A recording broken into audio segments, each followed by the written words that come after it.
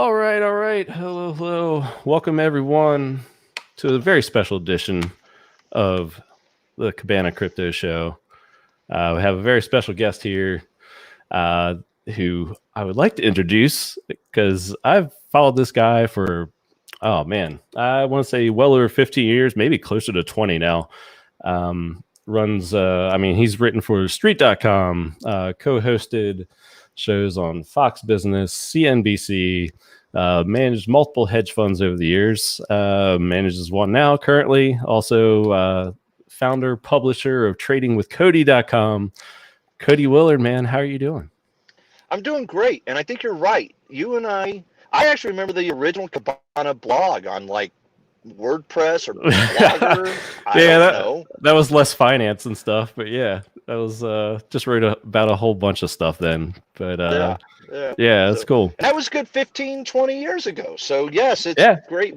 You and I have even discussed like Kiehl's lotion on the internet before, and how I wrote about it. It's actually surprising what a bang for your buck. I think it's cheaper to use great lotion from Kiehl's or Jack Black than it is to buy cheap lotion. I don't know. Yeah, we've off topic already. Yeah, we've had a variety of discussions over the years. I think song lyrics for like killers and things like that for different stocks, and just true. A bunch of stuff. But yeah, let me bring in some fellow Hexicans here who also like to join in on the discussion. Don't call me a Hexican. Fellow Hexicans to me. Some plank owners. Let's talk about plank owners. You know, in the Navy, they had this term, are the first ones. We'll talk with some first ones here. You might convert, you might not. You know, we'll see if you walk the plank or if we do. But yeah, let's just go around the room, introduce ourselves. I'll start real quick. Just my journey from investing in crypto. Obviously, I said that I followed Cody for years. I'm a fan of his investment thesis. He focuses on revolutionary investments. Just to give you some of the names over the years: Google, Apple, Facebook, Amazon, even Bitcoin, more recently Tesla. I mean, he was there at the beginning identifying these names. It's what he does. It's what he specializes in. It's my kind of speed with the growth. And about I guess it was like late 2017, we had that last Bitcoin kind of like run up. It got me into crypto. Did not go in heavy at all. That's when Cody put out a book, basically. I think it was like around 100 pages or so. And I was immediately interested. Read it pretty much in one night. And it was a very basic, kind of thing. Explain Bitcoin, Ethereum, even Litecoin, things like that. And that also gave me, set me on my way to learning more about crypto and eventually HEX. And I it gave me enough confidence to put a chunk of capital into HEX, which actually has turned out to be just an amazing investment for me. And it opened the doors up to this awesome community that we have here. And just talking about it and just witnessing the organic growth of the community, it's been quite amazing. And I'm proud to be a part of it. So yeah, with that said, just throw it over to Funding Jim, Gary, for an introduction real quick. Yeah, so I think we're all in this similar mindset. It's about, do you invest your time into something or do you invest your capital into something? Because everyone is basically seeking a number go up opportunity. Again, you decide your career path, and that might be yield your academics or your intellect. Someone else pays you for your time, basically. I did that for quite some time. I was a special forces medic for many years of my youth. I came from a farming culture where you invest seed or cattle into the next year's crop. I've had a real estate play as far as startup culture and kind of a live work environment in Silicon Valley. So, when people say they're in a particular niche, I tried different niches for 4 or 5 years and had success, but I'm one of these people that likes to rotate through different things that I can force up the equity. I can put direct intellect or capital to work. I really typically don't deal that much with intangibles that I can't affect. So like people have made a lot of money inside of stock or inside of shorting if they weren't some kind of influencer in the space or stockholder level that they can influence the rest of the collective. I really haven't participated that much. I've been more about launching of small companies, real estate play, and kind of a band of brotherhood kind of influence, like I said, as far as my military experiences. So that's kind of why I'm participating so much in HEX, and I've been somewhat influential in being an Act 2022 kind of first guy to lead kind of others to come, their e-commerce companies to the Puerto Rican environment. So that's kind of where I'm speaking from when it comes to HEX and it comes to the entrepreneurial drive. Jexxa. Yeah, so I guess I started my journey as a computer systems and network engineer, mostly focusing on the security side of things. Done that for probably 10 years and realized that wasn't much fun working for other people, so shifted across into owning my own businesses, which I still do, primarily in the property development world. So got an active development company that I'm doing projects with, so I'm very much about the investment side of things and generating returns, how to effectively utilize capital and things like that.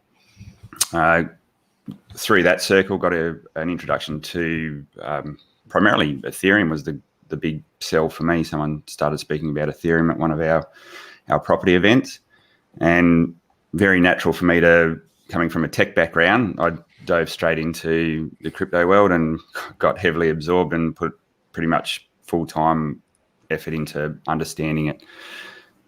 Been through the bull and the bear of the last cycle, came across HEX, and for me it makes sense in terms of a productive asset. So that's why I'm sort of here championing HEX and what I see in it. Thank you. Wales. Pleasure to meet you again, Cody. And hi to everybody in the chat. Just to give a little breakdown of who I am, where I came from. I actually found out about crypto before I even finished college. But I had been I hadn't interned on the street yet. I've been on Wall Street since 2010. Started out on the buy side at a healthcare hedge fund, just trading stocks wherever, as long as they were healthcare. And at the same time, I had found out about Bitcoin in 2010. Didn't really think it could last this long because I didn't really understand the internet as well as I do now. So I was literally growing up in Wall Street as Bitcoin was doing its thing this whole time. And over that time, I basically converted myself into an economics and a macroeconomics specialist. I've been trading futures and FX, spot FX the whole time, basically. And then I ended up finding HEX about a year ago, about 9 months ago at this point. And I'm here to let everybody on Wall Street know that they need to stop wasting their time. Trading in and out of things? What are you talking about, man? or everybody needs to start shorting HEX.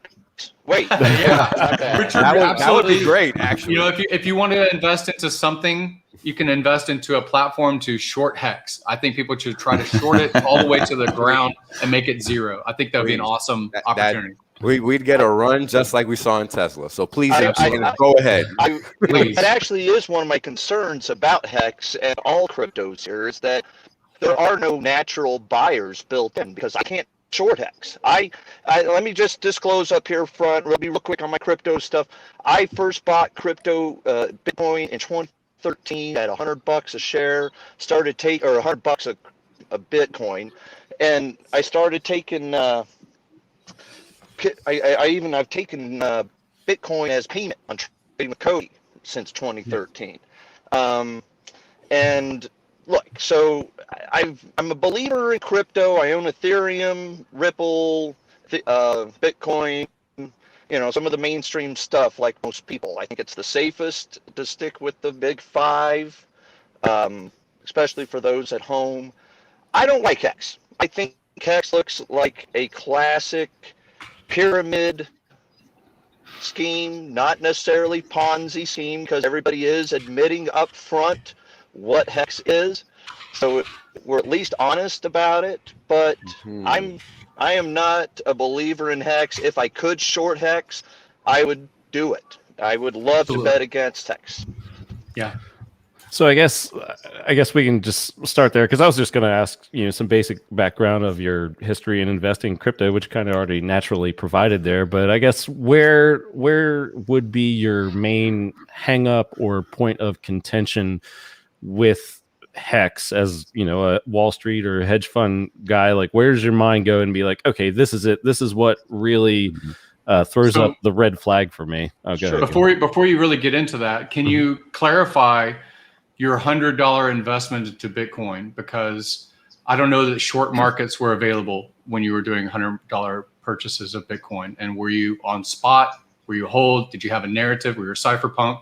If you can kind of go through your investment thesis in a digital token of value on the internet at $100 Bitcoin.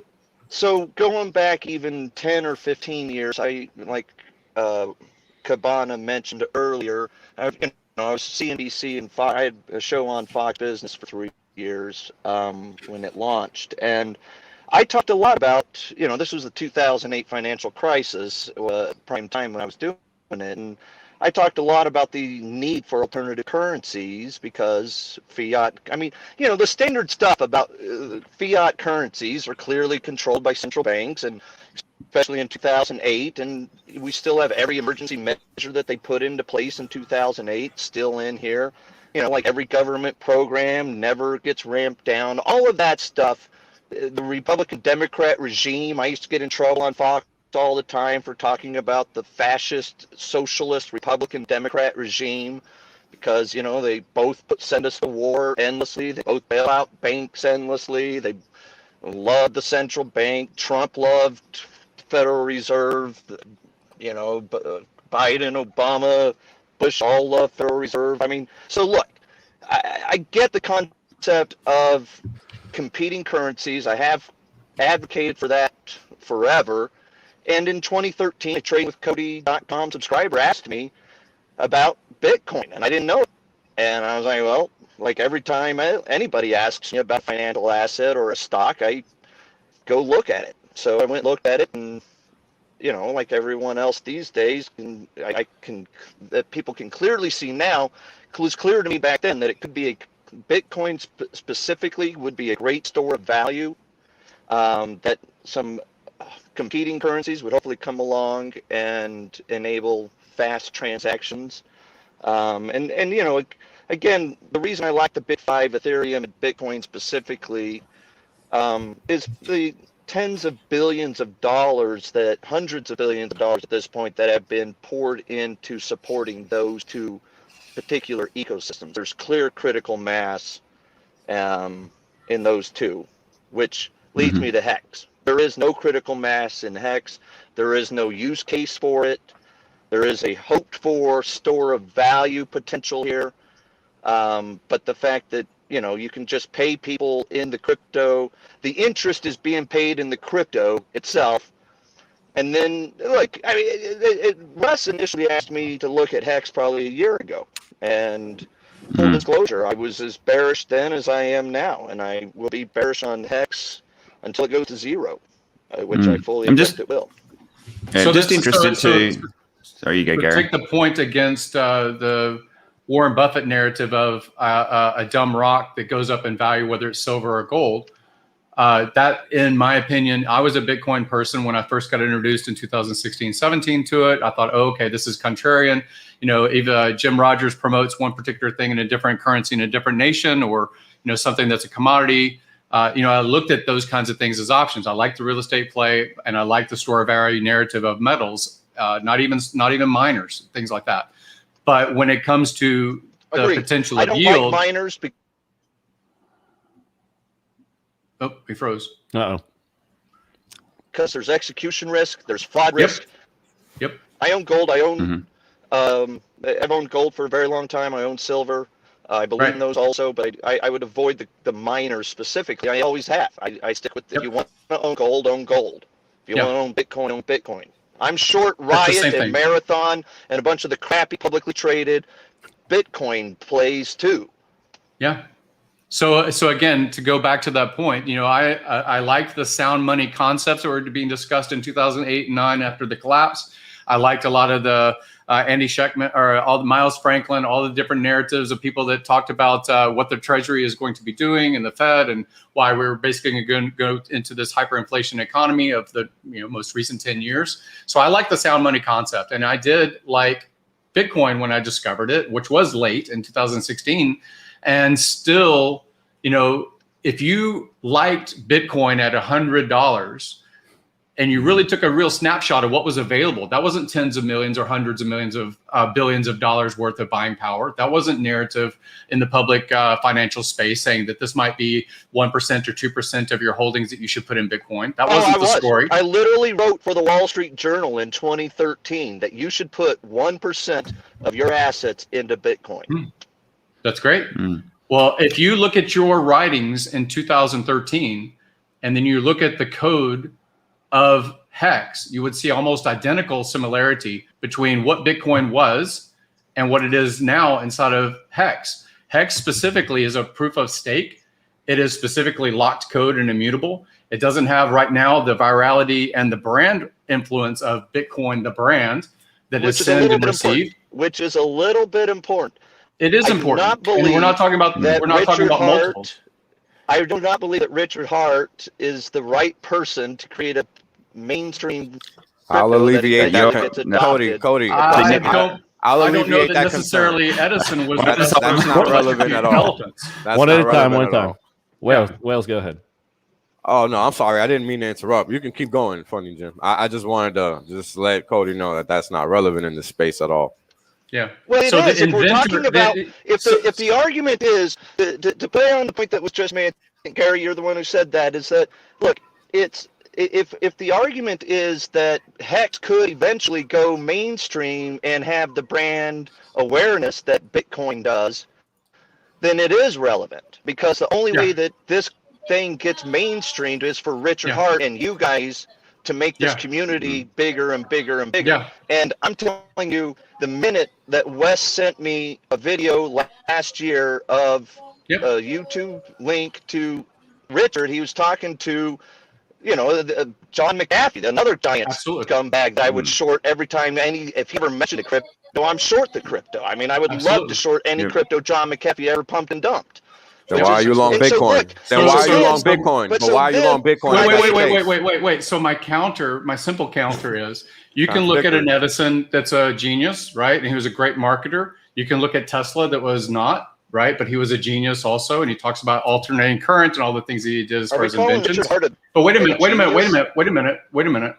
I am talking about a polymath, and Richard is a polymath. So let's just talk about actually the executable code. That Richard is the worst thing you could ever bet on. Yeah, I mean, I didn't like Ellison either, but I made money off of his products, right? I get you. You have so far. I've spent time with Steve Jobs, and he was an asshole, but I liked his products, right? So you can have the delivery of the product. I'm simply saying, if you don't think that it's AC, you don't think it's alternating current, you think that Bitcoin is the best flavor in the crypto space, and you can short it, and you can do all the things you want to do as far as market. You can look at centralized exchanges. You can look at wash trading. You can say, is it really on the blockchain, and is it transparent?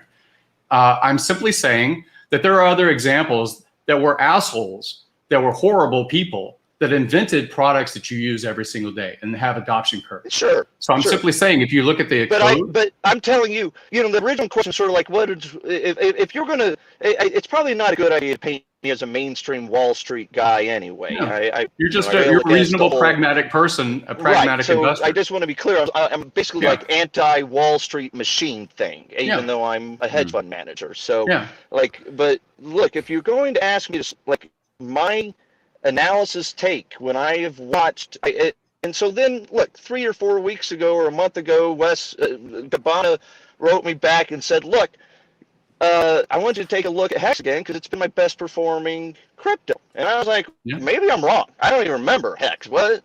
So I went and looked it up again. And then I was like, I didn't remember the John McAfee interview or anything. And then I watched Richard's interview with the Crypto Gentleman.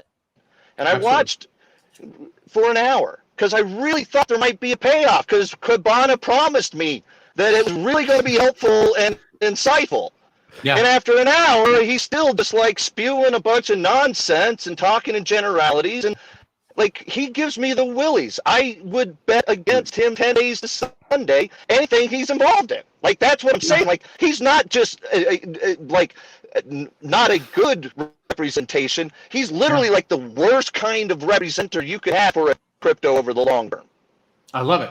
I love the narrative because every market needs a contrarian. And you can be that contrarian by delivering developers to put in a short market. This is something that we want to have in the first place. We would love people that are on the outside of whatever the curve is and say, I don't think the automobiles are going to go very far, and I've got a big investment in horse and buggy. I'm not saying that you're in an antique position. What I am saying is you're looking at code, the actual good. I own a ton of the good car, and you guys are trying to sell me a lemon. Gresham's law. No, you have silver that's not to do here. You have silver that's not debased. We're talking about something that you think of as a debased currency. And I'm saying that we would love someone to be on the opposite side of the HEX potential, right? If it goes to zero and you make a fortune, then you make a fortune just like the guy that shorted Tesla. If you guys can, well, I'm long Tesla too. So but you're not short. But look, and that's a narrative because you can get behind Elon, not behind the industry.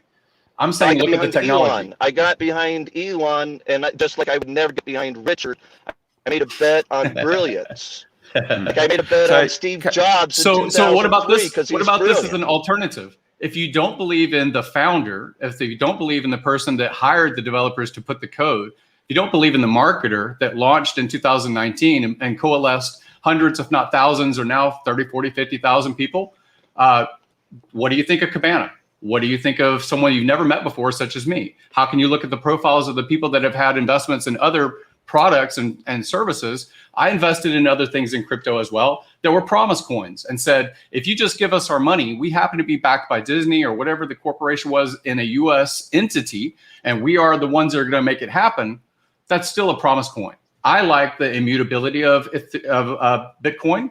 I still like the network of Ethereum as far as its development and 4,000, all the narrative that they have as far as their pitch of value. I do think that they're going to have a challenge when they go from proof of work to proof of stake. And I'm looking at other people that I deal with on a day-to-day basis that are cross investors. They've built successful companies for 20 or 30 years before they ever encountered crypto. And I see similarity in the investment profile of the investor, of time and resources and brand. I'm putting brand into this. You're talking about crypto investors as a generality, not HEX. Well, you're talking about a specific of just Richard, and you don't like the smack talk that he puts as a Miami guy. HEX itself is also, look, again, the biggest problem with HEX is that the only function you've got is hoping that other people will join this thing that we don't need more people to join. Dollars into this thing while you keep holding it. And hang on. And how is that any different? How is that any different than the Bitcoin narrative that the brand is going to expand? How is that any different than the price of purchase going into the price of sale?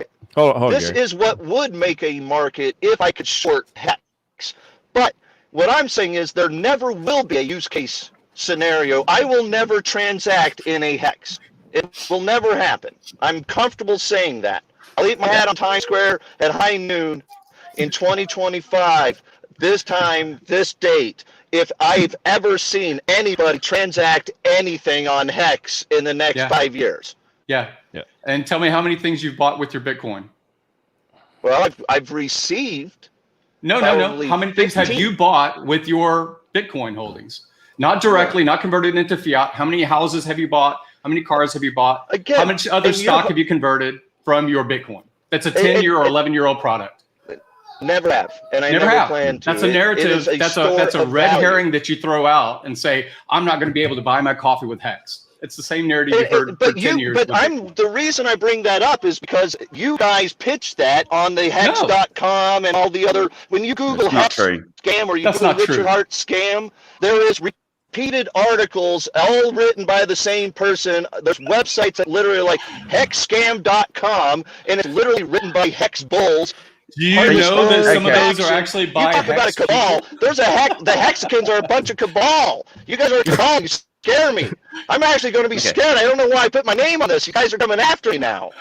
I know how this works. No. I mean, I imagine that you bought oil and you have it on the CME, I imagine that, and you know that that's OPEC, and that's a cabal. What are you talking about? I would never. There's people that short. They're short commodities. Right? I would short oil.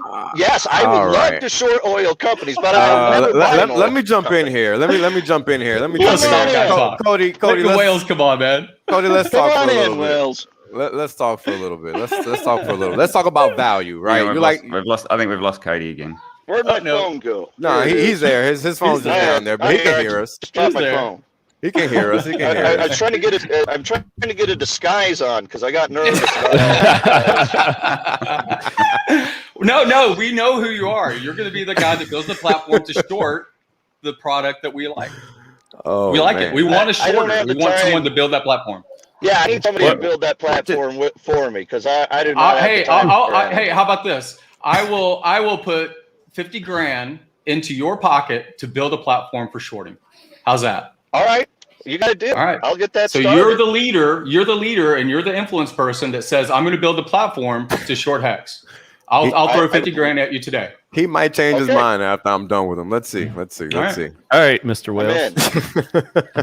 So let's talk about value. You like to hold stocks for the long term, and kudos to you for all. I looked you up, and kudos to you for all the recorded trades and reported trades that you have on the books, right? This is bigger every step of the way. Cabana's going to verify everything that you read about me. It's a true story. I bought Apple at 20 cents. Still own that's fine. Yeah. And that's what I'm saying. Kudos, because it takes the right frame of mind to buy and just hold that, right? And not sell it at $100 the first time it hit $100, right? You held it after the stock, and you're still holding it, are you not? I am. Right? So you understand the value in holding something long term when there's a value play to be had there, right? So let's talk about value. Now, you think you own crypto, but you actually do not. And I'll explain why that's the case. Crypto is meant to be a very specific thing, right? And Bitcoin is not it. Ethereum isn't it either, right? And the funny thing is that HEX is actually the crypto by definition. Now, how is that? Because everybody hates it. Everybody calls it a scam. Everybody has nothing but negative things to say. And you're just jumping on that side of the fence now because you haven't heard. You actually don't even know what crypto is, clearly. Because hold on, Cody. Hold on. We've heard you spill your guts for at least 20 minutes. Our turn. Because you have a sensible person on the other side of this that's been on your side for at least 10 years. And let me tell you something. You were there at the right time. And that's all you got, buddy. And that's perfectly okay because timing is everything, period. And we know this as grown men. So let's not act like anything is different than that, right? So now let's talk about time because time is everything. You have the 10,000 day fund, which is not easy. You're talking about holding something for 30 years. You're going to sit here and tell me every stock you buy is going to be around for the next 30 years in 2021? Highly doubt that. And we all know survivorship bias in the equity markets very well. And now let's talk about a cabal.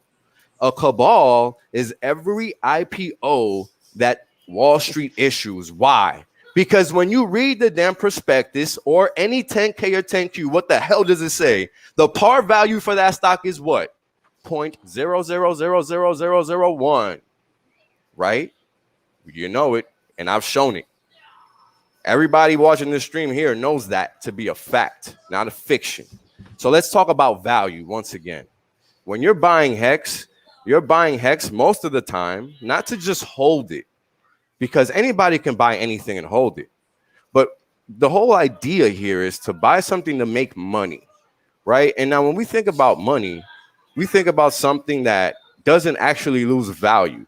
But we don't know that to be the case because that's not what we've experienced in our lifetimes. So in reality, unless you study money, you don't actually know what the hell it is as a human being. You don't know because the only thing you do know is fiat, which is constantly being devalued by central banks and the banking system based on how it functions because everything is hypothecated and rehypothecated ad nauseum, right? And these are all things you clearly know. Otherwise, you wouldn't be doing what you're doing, which is not holding cash. So clearly you understand at least that aspect of the game. All fine and well. Now, what's the next step? Well, the next step is, all right, I've been holding these stocks forever. Shit's looking great. I'm looking like the fucking king because can't nobody tell me a thing. Now, what is next? That's the actual question, because there isn't shit left on the legacy side of Wall Street or finance. There isn't. Look at where do you think all these SPACs are coming from? You think that's coming from innovation? That's think so. Bubble too. Short Correct. SPACs. But that's everything's going to crash in the SPAC world, Cody, just like HEX. Cody, you're right until you bring HEX. I got to clarify. I'll let you finish with what you're getting at, but I got to clarify one thing specifically, that the name of the hedge fund is 10,000 days, but it's not because I think that everything I buy will be held for 10,000 days. But as Cabana can tell you, what I talk about all the time is that if you are day trading or if you're investing in cryptos and you just started right now, if you have a plan, if you have a strategy that is repeatable for 10,000 days, if you can build wealth for 30 years, then you have something. If you're not doing it for 10 or 20 or 30 years, then all you're doing is gambling and, like you mentioned earlier, being lucky with timing. 30 years builds wealth. Anything else is luck. And that's why I call it the 10,000 days fund. It's not because I think everything I buy will be held for 10,000 days. Right. But because what my strategies are repeatable for 30 years. And guess what? It's your lucky day, sir. Because around here, at least in my area, the average holding time is 15 years.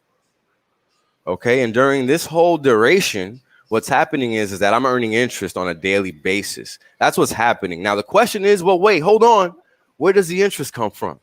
Well, let me tell you, because this isn't BitConnect. This isn't a Ponzi. It's not even a pyramid scheme, because guess what? If you don't buy, doesn't mean shit to me. I still get paid every single day. It doesn't actually matter whether you buy or anybody else, because I singularly interact with the contract. Because again, this is actually cryptocurrency. There is no middleman. There is no admin keys. There is no other third party to intervene with what I am doing with this system here. This is just literally Let me ask me. you something on that. Sure. No, Wells. Sure. When you buy a CD, your interest is paid in dollars. And like we mentioned earlier, dollars can be transacted elsewhere. So it is a fungible asset when you get paid in a fiat currency called the US dollar. Correct. The HEX, is there, beyond this CD thing, that dream scheme, whatever you want to call it, you guys can call it a plan. Beyond that, is there HEX that is being used in any other way, or is the only HEX being purchased when you purchase it, you are agreeing that you're going to hold it for at least a year, 3 years, 5 years, 10 years? No, that's not the way it works. Wait, no. That's not the way it works. That's not the way it works. So when you're buying HEX, it's like buying anything else, right? You're buying it and it's yours. That's it. Now, you have the optionality to stake it, which in essence converts the HEX that you just purchased into something else called a T-share. Now, let me slow down, because this is where it gets funky. A T-share is similar to a T-bond or a T-note. But the reality is that only you determine how long you're going to actually lock up the funds and receive interest. There's no set time that you have to do it. The duration goes from 1 day all the way out to 5,555 days, which is approximately 15.2 years. So this is the unique aspect of this coin. It gives you the optionality to actually earn interest. You don't have to. You can get diluted, because that's what's happening when you don't actually stake the coin, because a lot of people, well, all right, so 10% almost is staked. Go ahead. So let me ask you then, the bull case then has to be premised on, are we talking store of value, or are we talking transaction? Let's we're talking, is it one or the other? But you're talking about the inflation in a fiat system of the Fed. You are become the Fed if you're a staker. I'm just saying any kind of system that you have inflation, who receives the inflation? You love Bitcoin, but Bitcoin inflation is awarded to miners, and it's different. It's similar in construction, except you as a staker are receiving that inflation. So Answer every the question. Bitcoin you've ever owned has gone through the hands of a miner. Are you guys betting on transaction eventually, or are you betting on it as a store of value? Store of value. Store of value. Store of value. The same as your narrative for Bitcoin. We never need to do a transaction in HEX. You just need Bitcoin-like believers to hodl this thing forever. The same as the $25 million penthouse believers that buy them in New York. The same thing as any other commodity believer in silver and gold. The same as the Apple holder. That's the same as the short of Tesla. If you have a store of value narrative, you can hold anything. Why is it that? Is it because this is the unique and only the original CD version of crypto? Is that why we're in HEX and not a different one? Why? It's because it's not Richard that you're betting on. No, it's because this is the only crypto that actually exists. Like once you learn what a cryptocurrency is supposed to be, like literally read the first Bitcoin white paper. That's HEX, except that HEX also pays interest. Yeah, and HEX doesn't have its.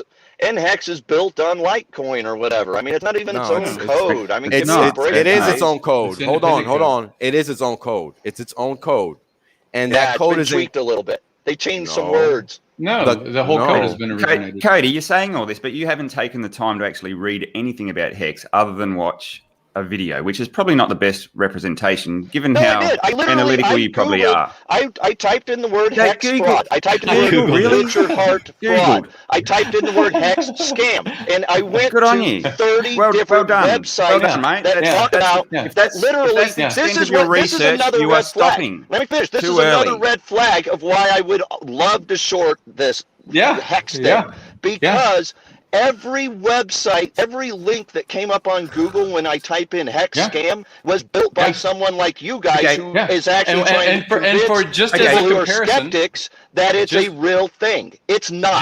HEX is a scam. It is not something people should Wait. Just as a comparison. One at a time, guys. Just one moment. Jesus.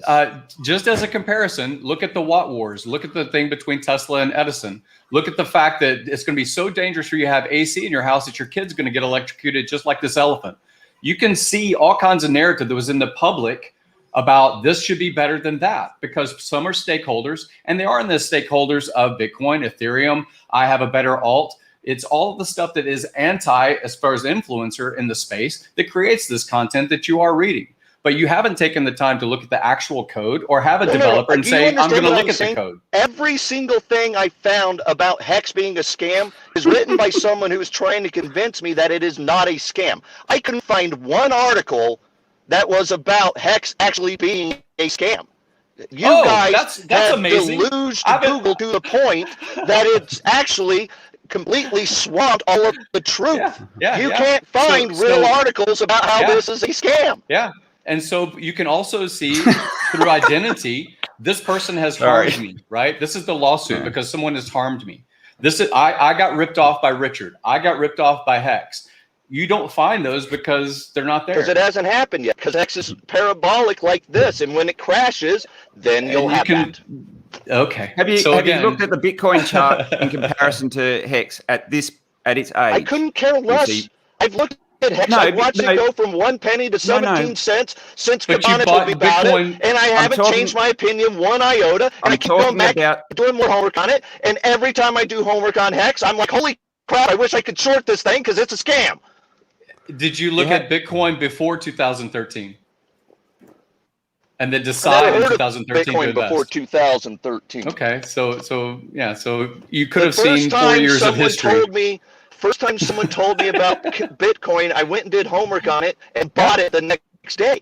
That's exactly the opposite of what's happening with HEX. You were buying your Ritalin and your Adderall on Silk Road in order for the use case of Bitcoin in 2013? I thought we already established I had never actually spent anything on Bitcoin. Yeah. Okay, so let's just take it down a second. So Cody, what do you think are any of the weaknesses of Bitcoin? Can we approach it from that angle? Is there something that you think could be its downfall or something? The time of transaction thing is a problem. But look, Bitcoin won. Bitcoin and Ethereum have won. Ethereum. You haven't been looking at the charts. I don't think Ethereum, it doesn't matter what the near-term charts say. It's a 20, 30-year thing. No, the long-term charts. Gary, let's go back to why, what is... Bitcoin has won, it has critical mass. Ethereum probably has critical mass. There will be other cryptos that win. I own Helium. There's another one that's not a scam. There are other question for you, cryptos Cody. that are valuable and have a function. HEX is not it. Hang on, I don't want to go off this point too soon. So, what are the things that could be Bitcoin's undoing, or what is it headwind at the moment? I think the only thing that could undo Bitcoin is another crypto becoming somehow bigger and hitting critical mass and displacing Bitcoin. But I don't know that there's another bear case for it. Yep. So all the narrative about, like we're seeing all the narrative about proof of waste with all the mining, that's not a concern. It's all just, that's just buzzy stuff that people who've never bought crypto can be all pretend that they're like, oh, it's hurting the planet, and that's why now they got an excuse not to own it. But no, I'm not worried about energy, proof of stake, proof of mine, proof of whatever. It can proof it all you want. So when you got into Bitcoin, what did the people around it look like? What did the network effect look like then? I mean, it would have been very immature at that point in time, sure. Yeah, it wasn't. There wasn't much network effect. I mean, I was so early on Bitcoin in 2015. I gave, I lost interest. I quit writing about it. I quit thinking about it. I just held it. I had all my Bitcoins, and I was like, never even thought about it. I lost some of my Bitcoins to Mt. Gox. So there's a lot of people that were in Bitcoin before 2015. Maybe listen to their opinion too. There's people in Bitcoin in 2008 when it was launched. Yeah, Richard's early in that. Same as Roger Ver. These are similar people. There's Richard. Hello, everybody. Hey, welcome. Hello. I heard a very angry hedge fund manager in his car. He's yelling. He's mad. Man, I hope you're not driving, bro. You're gonna road rage somebody, man. All right. No, I'm here to answer all of these hard questions. Doctor, I had my cataracts removed. I got to go in there in 15 minutes. Well, we got 15 minutes to talk good stuff, man. Hit me up. I founded a $100 billion crypto. Now's your chance. For now. Good luck with that. And actually, I will give you a serious props. I mean, that's legit. At this moment, this crypto is $100 billion, and you have tens of billions of dollars of net worth, and I assume you are selling as much of it as you can while you can. It's a fake number. You can't sell that much. I know, but I'm assuming you can sell, and you are selling as much as you can while you can. Nope. No, actually, I'm more likely to be a buyer than a seller because I've been rich for 20 years and retired for 20 years. How much HEX have you converted into dollars? No one knows anything about my finances because I'm in cryptocurrency for privacy and sovereignty. Yeah. If you were the IRS, let's not ask in dollar amounts. Let's ask in percentage amounts. Let me put it this way. I just raised $26 million for charity over the last 5 days to do medical research to save your life. So while you demonize me, I try to save your life. Let me know when you raise $26 million for medical research. Come on, I'm not going to play this game. All right, you are a good person. In the bank, cash. You are a good person. Go raise lots of money and save my life. That's great. Yeah, I'm a self-help author that has 2 free self-help books. I know. I have free YouTube channels. I've seen your self-help videos, Richard. Good. I'm awesome. Like, you should be like me. Like, I am awesome. It's true. More people should be like me. Yeah.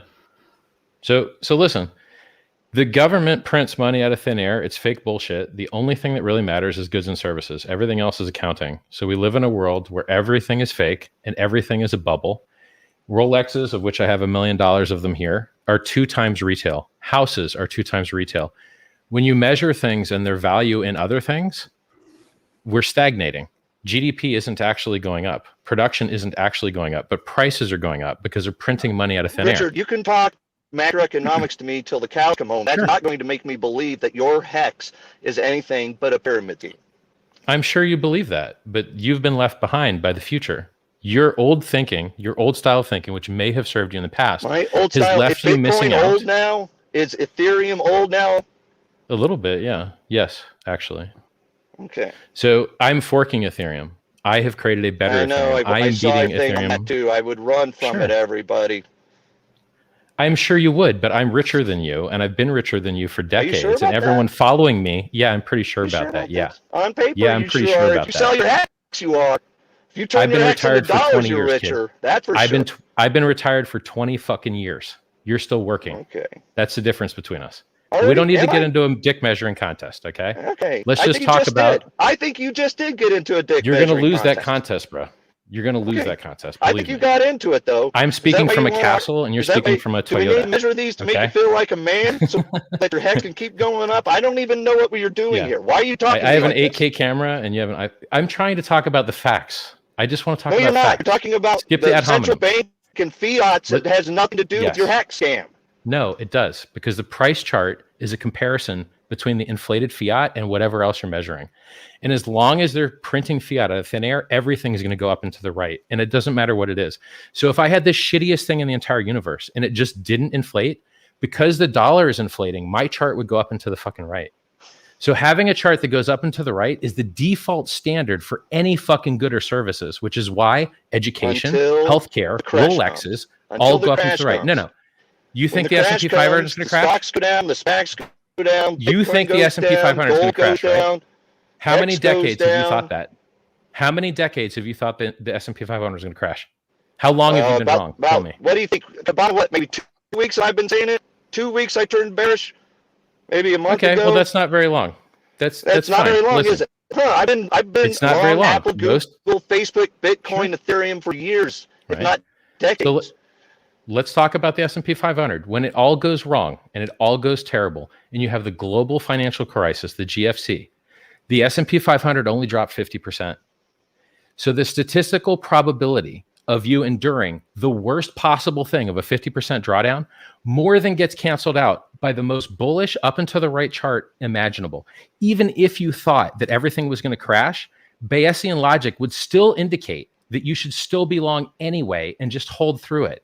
Because everyone that has ever bet on the stock market crashing has been wrong because they print money to get out of it. That has worked in our lifetime, Richard, which is great. But I will say that if you look back in the 1950s, you had 10, 20 years of stagnating stock market prices. And we will see that again in our lifetime. There's no way. Might not start tomorrow. It might They're start literally in 5 doing years, helicopter money, brother. But it doesn't mean that stocks They're mailing people checks. And everything in the planet and HEX go straight up forever. Brother, they don't. Everything is at all-time highs. Everything is at all-time highs. This is obvious. But look, okay, let's not talk about macro. That's why you shouldn't be buying everything. That's exactly my point. I left it all in. It was at 0.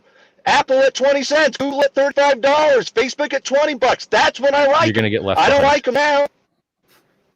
You're going to get left behind like everyone that's ever tried to call the top. It is statistically improbable that you called the top. I don't think it is much more likely continuation because they print the money out of thin air, bro. If the chart was in gold. I will gladly call the top in HEX, but I'm not calling the top in the economy or the stock order. Do you know how many times HEX has doubled in a year and a half? Probably. It's doubled. I could do the math. I can do the math and go, wow, at this very moment, you guys have really made some money measured in HEXs.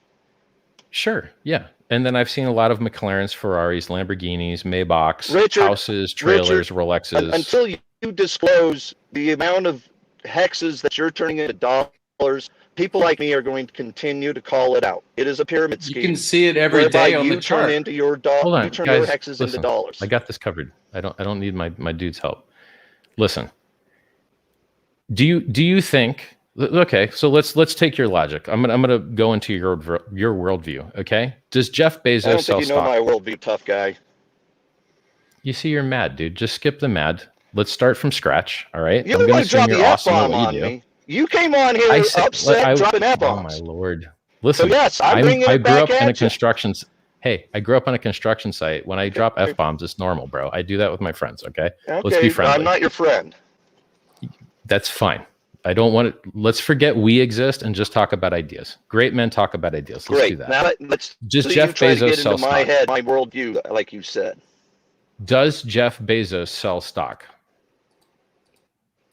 And he discloses. I can actually look it up. I know how much he sells. He sells $1 billion every year to fund his Blue Origin. He sells other stock to buy his houses, to buy his yachts, to live his life. Yes. I knew this. I have wonderful news for you. Disclose how much HEX you're turning into dollars, like Jeff Bezos discloses. everything on the blockchain is public and instant. So you can see if the origin address, which has 50% of supply, has ever sold. And I can tell you for a fucking fact that the origin address has never publicly sold a goddamn coin and had it hit the market. Technical, specific way of avoiding you actually saying you have not sold any. If you said I have not sold any, I would actually give you some credit here. But you are saying some specific address did not sell it. That's a very good way of getting around. So you're telling me that something. So if the founder doesn't sell a Ponzi, it's not a Ponzi anymore. That doesn't make any sense. I'm asking you for some sort of idea. How much money, how much wealth, what percentage of hexes you're turning into dollars when other people are buying those hexes from you. So if the original Mr. Ponzi, of which the term Ponzi came from, didn't personally sell, but his family sold, it wouldn't be a Ponzi. There's a difference. Okay. Oh, let me tell you what the difference is. A pyramid scheme requires multiple levels where one level pays another level. And we do not even have a referral program. Amazon has a referral program. Tesla has a referral program. You did have Herbalife has a referral program. All those hex scam websites explained to me that the referral program was just one level, not and it lasted for 1 year and then it stopped. And we don't have one. And we haven't had one for a year. Yeah. You need to update your hexscam.com website and make it clear that you no longer have that. Sir, listen. We have testimonial videos for people that are very happy. The only people in the whole world that are unhappy are people that have never actually participated, of which you are one of them. I know it is hard to believe that innovation because it's gone straight up for now. They will not be happy when it collapses. Right. That's how Ponzi schemes, pyramid schemes, stock market bubbles, everything works like that. When it goes up, it's a great time. When it crashes, these guys are going to be really mad at you. So you're saying the S&P 500 is a Ponzi then? No. I did not say that, but we all know Wall Street has. Well, you just said that it's all bubbles, which I agree with to a degree. Sure, I agree with that to a degree. But listen, it's probability. Okay, HEX has not done what other things that you're talking about have done. So we've seen lots of Ponzi's. BitConnect was a Ponzi. Cloud Token was a Ponzi. Plus Token was a Ponzi. We have seen lots of crypto Ponzi's, and what they do is they go up vertical, and then they go to zero, and then they stay flatlined, and they die forever. HEX has dipped 70% 6 or 7 times. It dipped 65% 2 weeks ago, and it keeps getting back up and making new all-time highs. A bubble that keeps reinflating over and over and over again is not actually a bubble. Amazon dropped 95% back in the year 2000. It is now 50% of all commerce on the internet.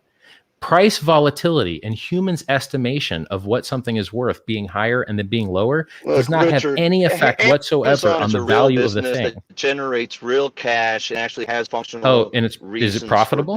Is Amazon profitable? Yes, it's extremely profitable. No, it's not extremely profitable. They show a fucking loss every year. You're full of shit. They show a loss every year. They show a loss every year. You know what profitable means? Don't lie to me. They do not show a loss anymore. Oh, really? Let's go check that shit. I want to see when they turn profitable, bro, because I want to get updated here. It's been off and on several times, but for the last several years, it's been very profitable. Profit. Let's go see what everybody wait while they can do while you do something. They 8 billion. Nice. That's good. I'm glad they're profitable now. It only took them 20 years. 20 years, more or less. Anyway, HEX will never be profitable. It is not a company. To draw it a parallel to Amazon dropping 95% in the year 2000 is silly. And I have to go in 3 minutes. I will give you guys the last word. My final word will be, I am proud to say that I will warn everybody to run from HEX, to please avoid it.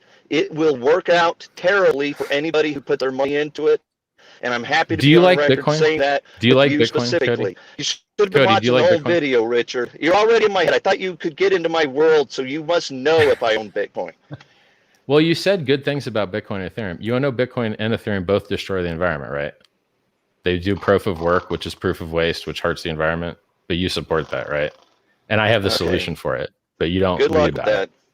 I hope everybody watching. In 5 years, everyone listening to me is going to have made higher returns than you. And I want you to remember this day for the rest of your life.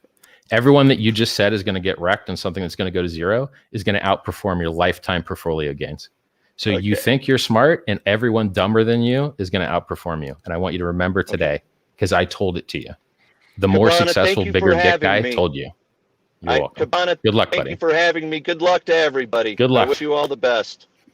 See you. See you, and your portfolio goes to 2%, brother. Ciao. Where do you find these people? This was so fun. Oh my god, this was so fun to watch. Weird. I'm sorry. I'm sorry I stepped in there. I was like, oh my god, this is so amazing. Listen, I like it when guys that make single-digit returns or double-digit returns try and shit talk people that make 358,000% in a year and a half, as though they know what's going on, as though he knows what's up. No. In fact, the people that made 360,000% know better before staking. But he just can't understand it. Bitcoin went up 6.5 million X, and he's like, no, everything else has to be Ponzi. No. Bitcoin went up 6.5 million X. Ethereum went up 14,000 X, and Hex is only up 4,000 X. This is normal and standard for our industry. I'm sorry it makes you angry, wrecked pleb guy. My bad. Sorry. I've been retired 20 years.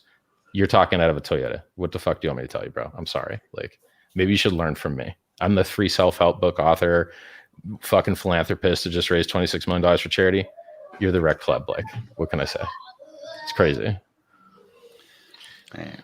I'm surprised the research stopped at Google. That's that's where it's hard to deal with that. Like, someone just, if all they do is a Google search and that's as far as they go. Hey, here's what I don't understand. Everyone that's in legacy thinks Bitcoin is a scam. Fine. Okay. But if you think Bitcoin's not a scam, then you also have to think Hex is not a scam, because Hex is better than Bitcoin. It's more secure. It's more resistant to inflation bugs. It has lower inflation than Bitcoin had in the first 10 years of existence when it went up to 20,000. It has less negative externalities. And it was given for free to Bitcoin holders as well. So if a legacy guy thinks that cryptocurrency is all a scam, fine, I get that. But if a legacy guy thinks that Bitcoin and Ethereum are okay, but Hex is not, he literally is incongruent and inconsistent in his own mind. It doesn't make any sense.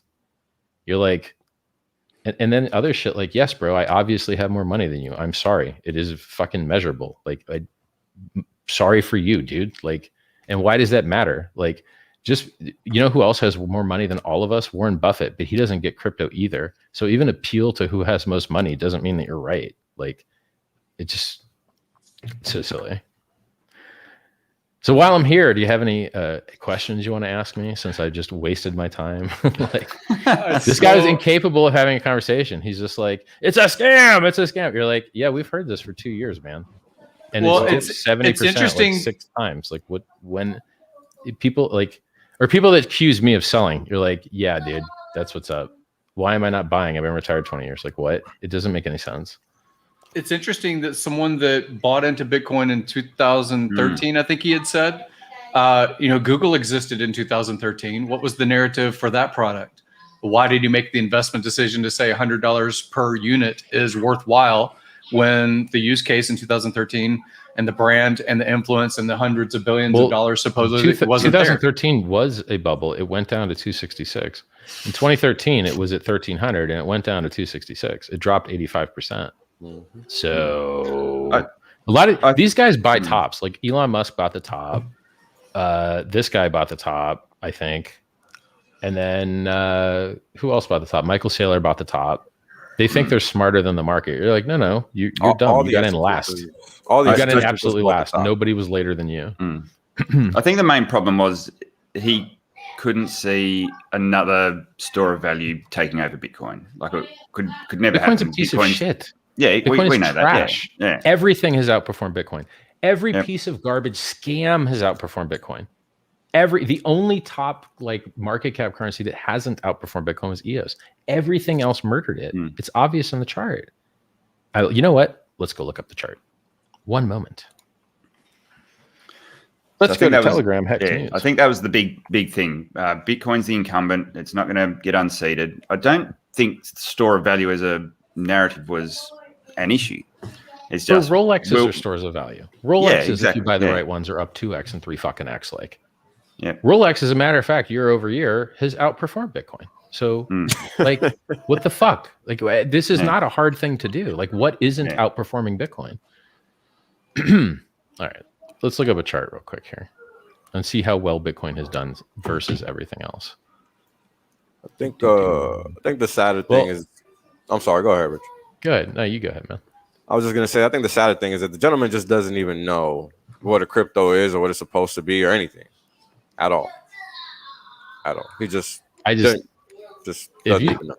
If you step to Richard Hart and want to get a dick and measuring contest, you're gonna lose. So it's just a bad fucking move. Better production value, more productive, helps charities more. Just don't get into dick measuring contests with me. So dumb. Okay. Well, the Dogecoin 10,000%, Theta 5,000%. So I'm measuring from the beginning of 2020 until 2 days ago. Dogecoin's up 10,000%. HEX is up. I have to scroll a lot. 207,000%. Scrolling back down. This takes a while, actually. Cardano 3,600%, Solana 3,000%, Binance 2,000%, Ethereum 1,400%, Chainlink 800%, Uniswap 400%, Stellar 400%, Polkadot 377. Hey, we're finally to Bitcoin, guys. 300%. Well, I don't know, man. Cardano's up 3,600. That's 10x Bitcoin. HEX is up 500x Bitcoin. When you have other cryptocurrencies that are outperforming 10 to 500 times Bitcoin, why are you talking about Bitcoin? Is Bitcoin less volatile? Nope. Dropped 65% in the COVID dip. It just doesn't go up much.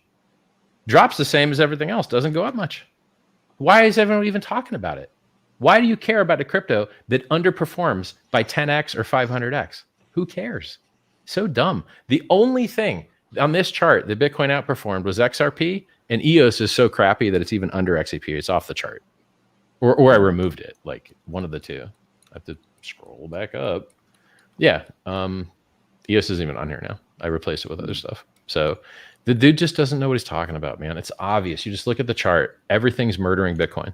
HEX just happens to be murdering it harder than everything else, but everything else is murdering it too. Are you in this to make money? Or are you in this to put laser eyes in your profile picture? You're in it to make money? Okay, well, go look at the chart. The chart says everything's murdering Bitcoin and has been for a long time. I guess if you're going to have a portfolio and you're going to have some risk on, risk off kind of products inside of your portfolio, I can see when people say, I want to have the blue chip and I'm going to buy Coca-Cola, even though the performance is crap or whatever the brand. I'm buying the brand. Bitcoin is not a blue chip though.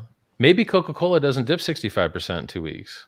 Bitcoin does. Bitcoin dips 85% every 4 years. Show me the blue chip. Bitcoin drops 85% every 4 years. Ethereum and Dogecoin drop 95%. So that's what you get, the extra 10% in your blue chip. But then you miss out on a 400x gains. The fuck out of here. It doesn't make any sense. Ethereum outperformed Bitcoin 3x from the COVID dip till today. 3x. You could have bought 3 times as much Bitcoin if you bought Ethereum instead.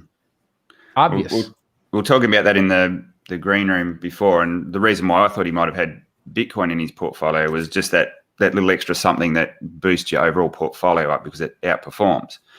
And what people fail to see, even if you just do that same thing in terms of the crypto space, you've got your crypto holdings and you diversify a little bit in something new like HEX, it would rocket how many things in crypto are really actually diversifiable? Yeah, when true. Bitcoin dumps, 99% of everything else dumps, and there's very few actually decorrelated things.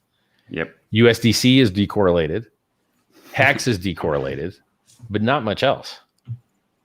Really not much else. Off the top of my head, I can't actually think of anything else that doesn't dump on Bitcoin dumps except HEX.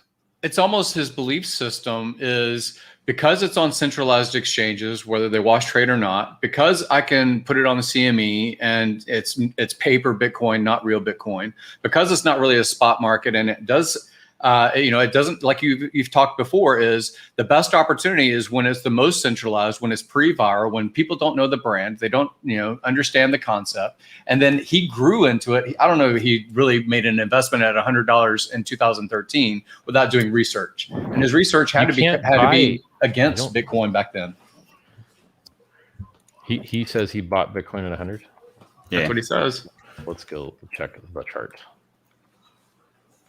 I mean, look, I remember watching when the first government meeting in the House of Representatives or Senate was about Bitcoin, and people were wondering whether they're going to make it illegal or not. And if I remember correctly, the price was like 188.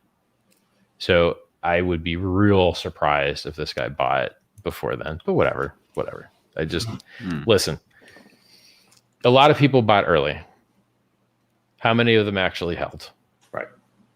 Right. And then now everything else is beating your ass. So cool. You bought something early. It went up a lot and now everything's killing you. It's like buying MySpace stock. Yeah, it went up. Cool.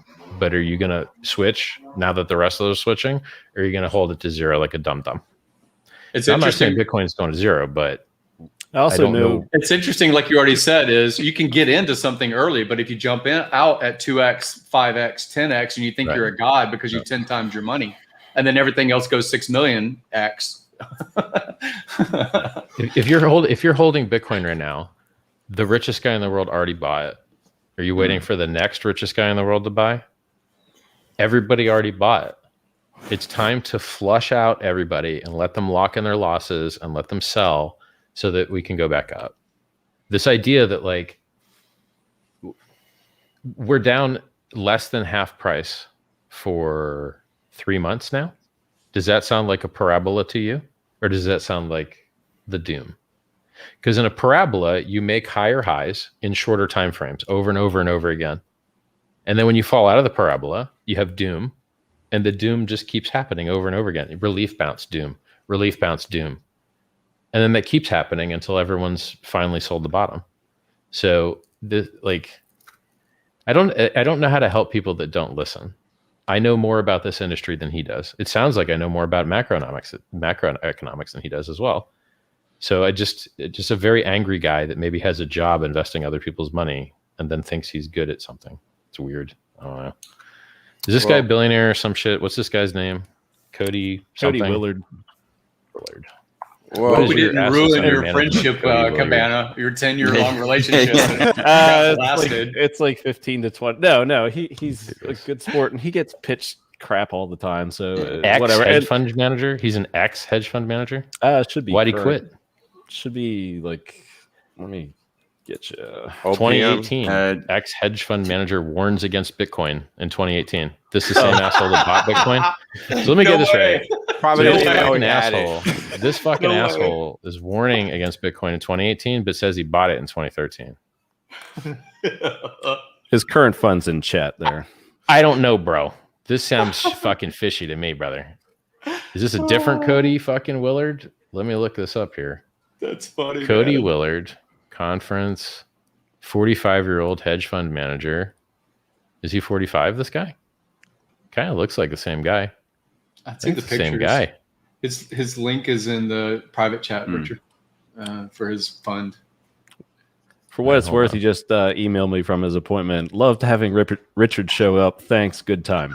So hey. Look, if you guys didn't already put him on tilt, maybe we would have had a good talk. You might have. I'm sorry. Broke him or some shit. Gary. We started on tilt. I'm sorry. I'm sorry. No, but I mean, building bridges. I think he was I think he was on tilt before we started. To be honest with you. I offered $50,000 to support his development of a short platform. You know. I fucking pray he can short. He said he'd take me up on it. You know, if he would just pray build to a short God, platform. Please let this Cody guy short Hex, please, pretty please.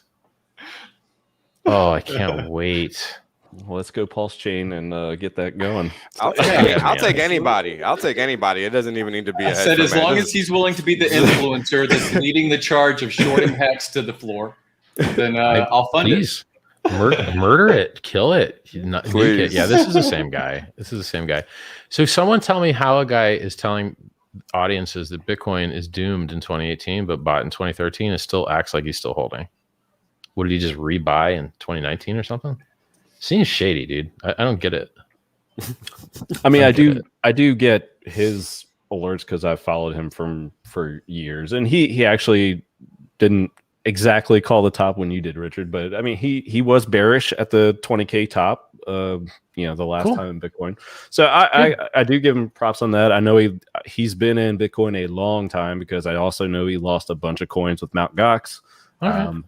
Cool. That part's legit. Hey, what I thought was I don't mind it. Look, Bitcoin has gone up a lot. I get that. but like that was then. Like Yeah. this is now. No, I agree. With Bitcoin isn't going up like it used to. It's not. Yeah. Like And- we broke the old all-time high of 20K and we only got a 3x. That's it. We got a 3x. That's it. Yeah. This is what an S curve looks like. It's too heavy now. It's too hard to make it go up, man. So, you know, you get elongated cycles slightly and you get less upward movement. That's why on the log chart, it's like falling over. Yeah. I don't know. What bothers me is it doesn't sound like he disagreed with anything I said specifically from the statements I made. He's just so angry that like Correct. he doesn't notice that we're agreeing on shit. And you're like, Correct. but dude, this we whole both think, you know, this whole conversation started pretty much before the PulseChain sacrifice, because I sent him I sent him a note on that. Mhm. I was like, hey man, I really think you should check this out. I sent him a note on HEX pre-launch, and of course I always keep that in my pocket. And he didn't bite on that. So But he could have bid anything. You could have bought anything in the bull market and made a fucking killing. Yeah. Hex would have overkilled everything, but you could have bought anything else and still murdered his portfolio of whatever other possible thing you could have owned. You could have owned almost any cryptocurrency in the bull run and murdered whatever else he bought. yeah. And his first response to me, when he started looking back at HEX, because it was part of that thread, and I mentioned HEX, and I was like, hey, you might want to take another look at HEX. He's like, okay. And his literal email to me was, holy shit, the chart. And it's good. it was just, it was just like, okay. But He's his pushback is the genius, the polymath, the person that knows more about the industry than he's involved with. Right. And yet the personality, right? So you have the people that are eccentric, Tesla or whomever, that still brings up a product that people are using 100 years later. You have these people that develop things that the world adopts, regardless if you think they're an asshole or not. I met Steve Jobs. He was a prick, but he was still built products that people wanted to buy. I am not an asshole if we agree on that. I am a very nice person. If we agree I'm on just things, saying. I'm wonderful. I'm just saying. I know you're a lovable cuddle bear, but come on. Yeah. But if you disagree, then less nice, I guess. I mean, any legacy guy that attempts to flap his lips at crypto after, and I mean, okay, he says he's owned Bitcoin. The internet says other things, but like, if you think okay, Bitcoin, where's Bitcoin's revenue come from? The next guy buying it. Okay. Anywhere else? No. That's it. Just the next guy buying. Just like the S&P 500, just like houses, just like anything else. So if your theory is that like cryptos are a Ponzi, you're like, well, then Bitcoin's also a Ponzi, and so are houses, and so is the stock market. Everything is a Ponzi from that perspective, literally. Exactly. Everything. Right. You're like, oh, the price goes up a lot. Well, it must be a Ponzi then. And then he's going to educate me on the difference in terms, and you're like, no, I'm an expert on this. I know the difference in terms. Ponzi's have one entrant paying another entrant and have a collapse when, well, basically they collapse when they can't meet their obligations, and they usually have a fraudulent excuse why they make money. So the original Ponzi said that he was making arbitrage on stamps from foreign countries to America. And that was actually possible to a small degree, but to a large degree, you couldn't do it. So BitConnect, they said they had an arbitrage bot. There was no arbitrage bot. So Ponzi said he was doing stamps. BitConnect said he was doing arbitrage bots. Everyone else forever has done arbitrage bots. Something like USI Tech said they were doing cloud mining. Everyone has their excuse for how their Ponzi operates. Does Hex have any fake excuse thing? Nope. It doesn't. The contract inflates like Bitcoin inflates and like Ethereum inflates, except instead of paying people to hurt the environment, it pays people to hold the price up. If you're an average length, average size staker, there's no inflation. You get the same amount of coins that are inflated. You're not being diluted. Those other systems dilute everybody to pay the destruction of the environment. That's it. It's just a proof of work change. We change proof of work to proof of weight. That's it. Literally. That's it. So like that. how do we measure hash rate? By how long you lock and how much you lock. So our hash rate is waiting. It's so obvious and easy, but people get so angry. You're like, it's Bitcoin with less negative externalities, lower inflation than its first 20 years, and gave it away for free, more honest ramp to a degree. You could have mined it, but no one knew about it back then, right? Right. And you're just like, it's a proof of work change. This is not world shadowing. It's a proof of work change. And instead of paying miners to do consensus on the Bitcoin network, we pay a little bit to miners to do consensus on the Ethereum network, a small amount. We don't pay them block rewards. We just pay them a transaction fee. So where's the shock? It's a system that inflates, that stores and transmits value, that inflates at a very low level and rewards stakers instead of miners. It's like 3 or 4 sentences. This is not world shattering. It's a Ponzi. Well, then if this is a Ponzi, Bitcoin's a Ponzi. And then so is the stock market and houses. It doesn't make sense.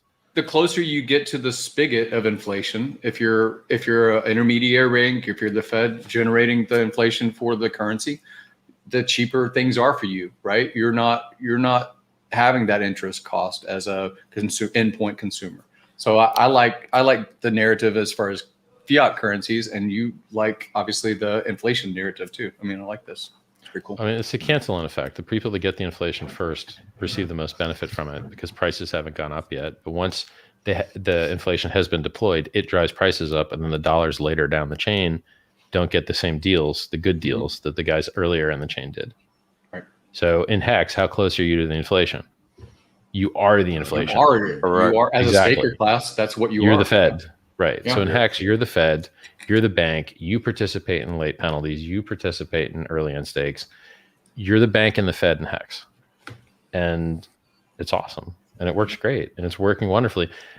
Every metric you could measure is amazing. On-ramping new users, virality is picking up. People that were haters are turning into lovers. Can't see more tattoos. It's not possible. Group community meetings that has no central organization, totally community driven. And the average length of stake has gone from 4.8 years to 5.7 years. I guess it's trying to get people to that point where they actually look at those metrics, and they're not getting. Some people can't get to that point. They stop way too early. And maybe you'd done this guy a solid, and you showed him very early Cabana, but maybe it was too early for him. And everyone's going to have their time, and he needs to see more network effect or whatever. There'll be something, there'll be a trigger or a metric that he'll be happy with at some point in time. Yeah, or you have more faith than I do. You just be wrong for decades. You're like, okay, you just stay wrong. Yeah. Cool. Yeah. Like you're just continually wrong. You can't learn. Fine. You have a learning disability. Okay. We'll just treat you like a special needs student. Fine. Would you like a peanut butter jelly sandwich? Like, have a PBJ, bro. Do you want to watch cartoons? Dumbass. The main thing that's holding cash outperformed your fund, bro. Kill yourself. Like, get it over with. Everyone else made money except you. You're the only guy that lost. Please be quiet. You don't get to be on television anymore. If you're the only loser after a decade of helicopter money, you need to stop being on television. That's what's up. Well, who doesn't make money in helicopter money? Just Peter Schiff. Well, your point then in all of the existence of the United States as a sovereign has never issued money directly to every citizen. You know, even if you say there's a tax rebate or whatever, no one's written a check and said you did nothing to contribute to the society, but we're going to give you a check. Yeah, and who is paying the price for that? Savers. Yep. If you saved cash, your cash can no longer buy Rolexes or houses or stocks or any productive assets because they're all twice what they used to cost. And the interest that you make holding that cash is nothing. So the savers get robbed by helicopter money. The people that hold assets don't get robbed. They're doing great. Any move the Fed makes is literally to rob the savers and to enrich those that hold assets in size. Unless they raise interest rates. Right. And they rarely, if ever, they may never do that again. They may never they may just blow it up like Venezuela and be like, yep, we got trillion, like you need $1,000 to buy a loaf of bread now. They could do that. What they Venezuela did it. What they do is like what they've been doing in the repo market, which is conduct reverse repos, whereby they actually are essentially giving primary dealers and or primary dealers margin calls on their repos, right? Because what happens is between you and me, I don't know any of them goddamn words. I don't know anything about the repo market, bro. I'm smart. I'm super smart. I don't know shit about repo market. Nothing. Long story short, they use that. They're using high quality collateral like treasury bonds to borrow cash to lever up their books And then now who's levering up their books? Primary dealer, banks? Wall Street, hedge funds, Okay. big banks, whoever, right? Mhm. And now the Fed is saying, give me my money back. That's what the reverse repo is. And they're also the ones that are saying this is high quality collateral. I mean, Right. they're the Wasn't ones that that are making similar that to raising decision. interest rates? Like, isn't Yes, that contracting the money supply? exactly. Okay. And they're doing it behind the scenes. That's how they do it behind the scenes. Right. All right. So Well, it's virtually Richard- inflation. It's slowing down money velocity by making people pay back loans. I loved when you explain why, because I buy an Apple iPhone doesn't necessarily mean that retail sale transmutes to the stock Doesn't. market holder, the stockholder's value. It is all narrative. It is perception. Yep. Correct. Unless you see huge increases in stock buybacks and dividends, there is absolutely no connection whatsoever between sales and share price. Nothing. Absolutely nothing. So It's all speculation. Tesla's never issued a dividend. That's gone up crazy. Mhm. They've only Yep. just, I think, literally in 2020 they went into profit. So their major Well, I run mean, up. If a business has the option to stop growing and just be profitable instantly, then you They have will. to understand that they're giving up money now to have more money Yeah. later. And that's a good Yeah, deal. yeah, And it yeah. works wonderfully. And so this idea Yeah. that you should be profitable is silly because you are profitable. You're just shifting the profit into the future. It's just an accounting. It's like you're just investing. That's what Yeah. investing is. Investing means we're not going to have profit now so that we have more profit in the future. It's fine. I support it. But when guys come to me with this narrative that like it's a profitable business, you're like, no, it's not. Actually, it's not. They're not profitable now. Just like they're losing money now. But in the future, they'll be profitable. Don't Right. lie to me and tell me they're profitable when they're not. Like, I guess you might have been right. Like, I looked it up and I think they made $8 billion in the last quarter, which, by the way, $8 billion for them is like nothing. By the way, Hold Like on. breaking even. That's after 20 plus years of not making money. Right. And just Right. losing it. So, Sure. And that's fine. Like, I'm okay with it. But see, when I talk to someone else, I speak to what they understand. And so if he understands the market, I'm going to speak to him through his misunderstanding. So maybe he thinks profitability is important. So then I'll point out that mostly these things are not profitable. And then he'll Sure. need to do his job of explaining that, in fact, profitability isn't ideal and being not profitable is ideal because you're shifting extra gains in the future. And then he can do that work and do that. But I'm not going to make those mental leaps for him, because if I make all those mental leaps and I shoot past his understanding, he's never going to understand anything. Right. I Same need to difference. work in his psychotic worldview, basically. Mhm. The guy that got outperformed by HEX and is likely to be outperformed by Pulse. And you're like, hey, at what point are you going to realize I know more than you, bro? Like, I'm winning. So do you want to learn or do you want to flap your lips? Because I can teach you and you can't teach me. I know everything you know. I know shit you don't know. So Right. it's just crazy to me. Yeah, I tried to find a medium with the guy, but when I roped him in, he just pulled back because I was roping him in for a while because I know how to Yeah. speak his lingo, and he just wasn't having it. He just wasn't having it. So With me. basically, I Sorry. think the difference is you have two kinds of people. Crypto is a scam or not. Mhm. And then if crypto is okay, then altcoins are scams or not. Right. And that's it. Yeah. And you're like, okay, so you like Bitcoin. Okay, do you like Monero? Well, you don't like privacy. People don't deserve privacy. It's funny because it's a human right. Mm-hmm. But like right to secure. undo search and seizure is right there in the Fourth Amendment. And it seems to me that having a middleman in the middle of all your transactions searching and seizing that data seems like a violation of your Fourth Amendment rights. Pretty much. So maybe you should support anonymous currencies, just like cash is anonymous. Just like when you send a letter, there's not a database showing who you've all ever sent letters to. They could do that, but they don't because it's not legal. So they don't keep a record of what books you check out of the library unless you watch the movie Seven, and then apparently the FBI does, but I'm not sure how fake that is. So like these disgusting creatures that don't support human rights, and then you're like, well, does Bitcoin have anonymity? No. Well, do you think we should have it? Yes. Okay, well then you should support Monero or Tornado Cash, or God forbid the horror that is Zcash. You should support one of these. And then you're like, okay, do you like middlemen and exchanges? No. Well, then you should support peer-to-peer exchanges like Uniswap. Right. Do you like counterparty risk? No. Well, then you should support like Uniswap for sure. Okay. Do you like the time value of money, like time deposits? Okay, which cryptocurrency monetizes time? HEX. Okay, anything else? No, it's just HEX.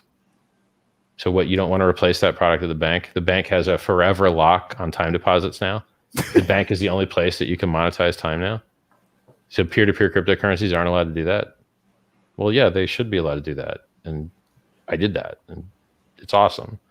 So, like, this guy, I couldn't even get his worldview out of him because he was so pissed off that I even uttered the words, that I even tried to understand him. He's like, no, you can't understand me. You're right. I can't. You're a dumbass. Try this when you have less caffeine or something, dude. You seem really mad. I really thought Hex was going to be a lock for him just based on his... Look at this earring I got. Look at this bad boy. Isn't that cool? Ooh. It didn't even cost much. It just looks awesome.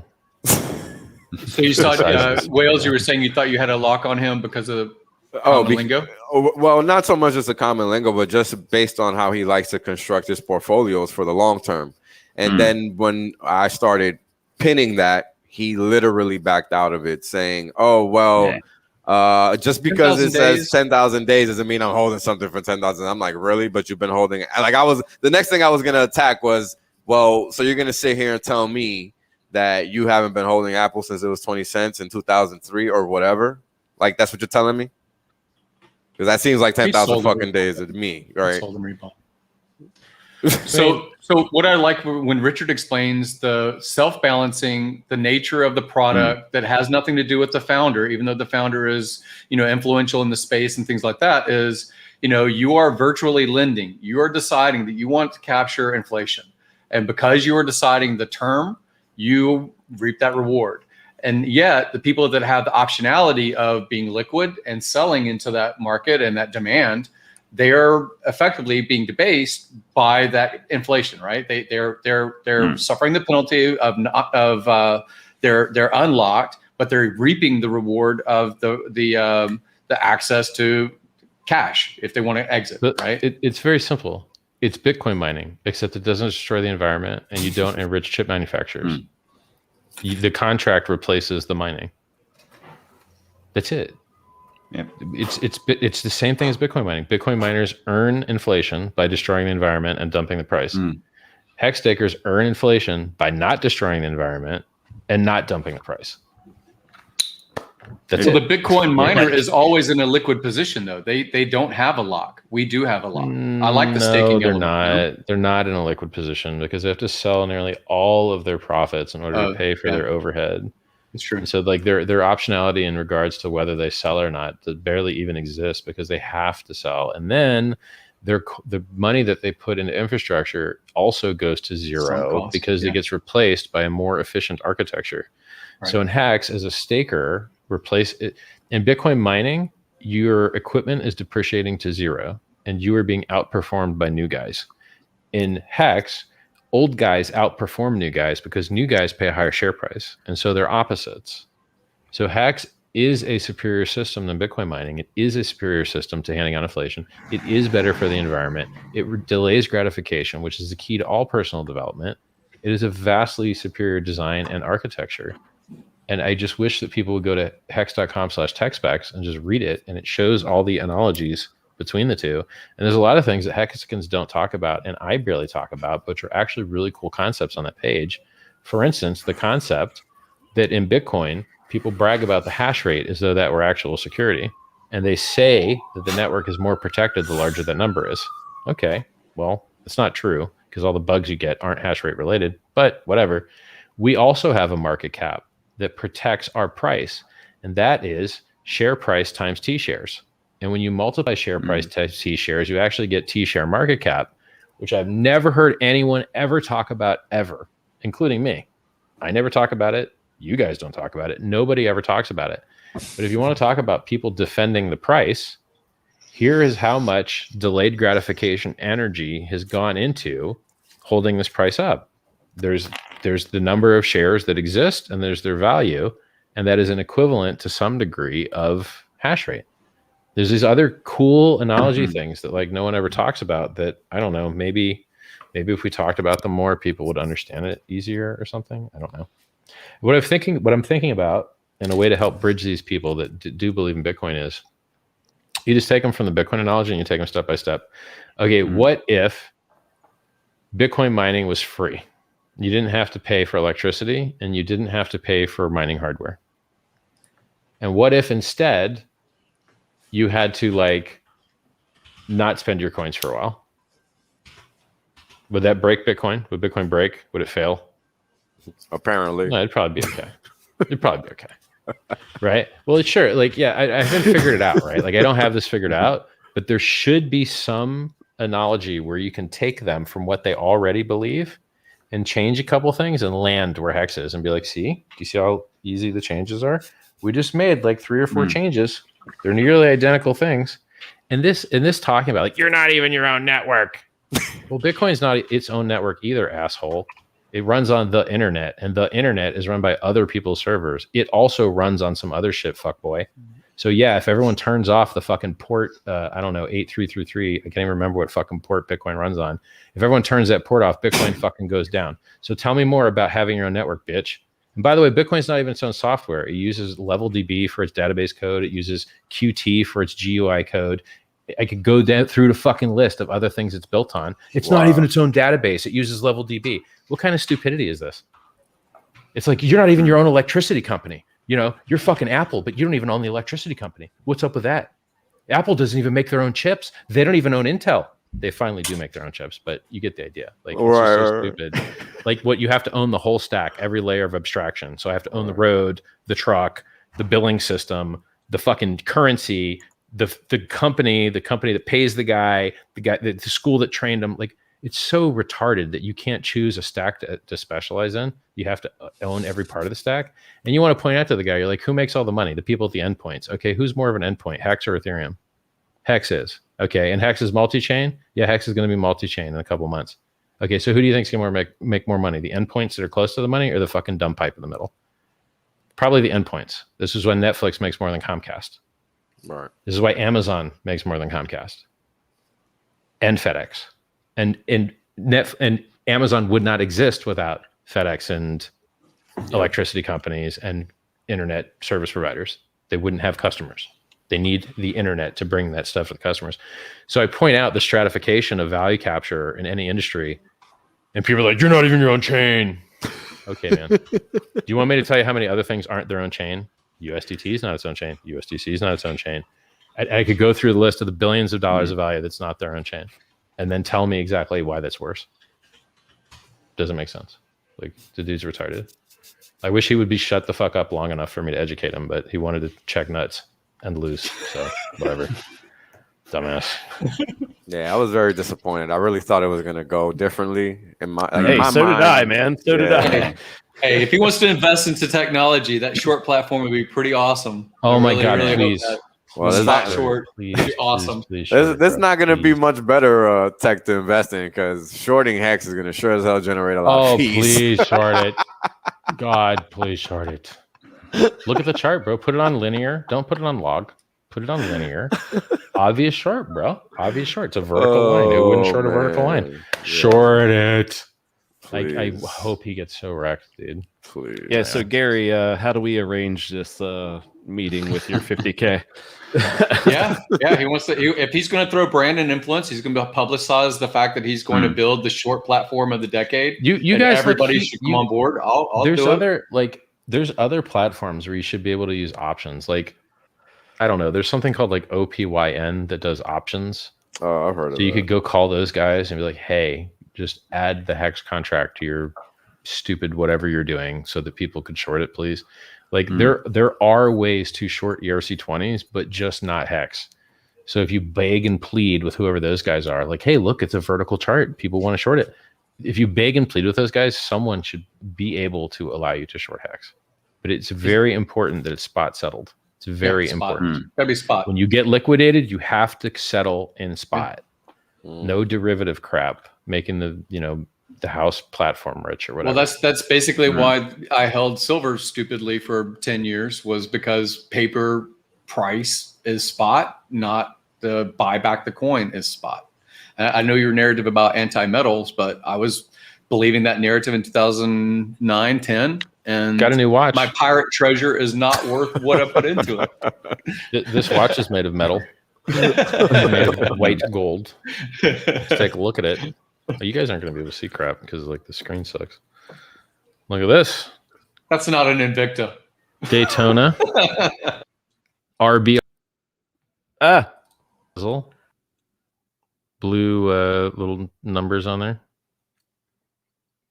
It's cute. I got to take it to a dealer to get a microscope on it to make sure it's legit. Looks legit though. It's very likely to be legit.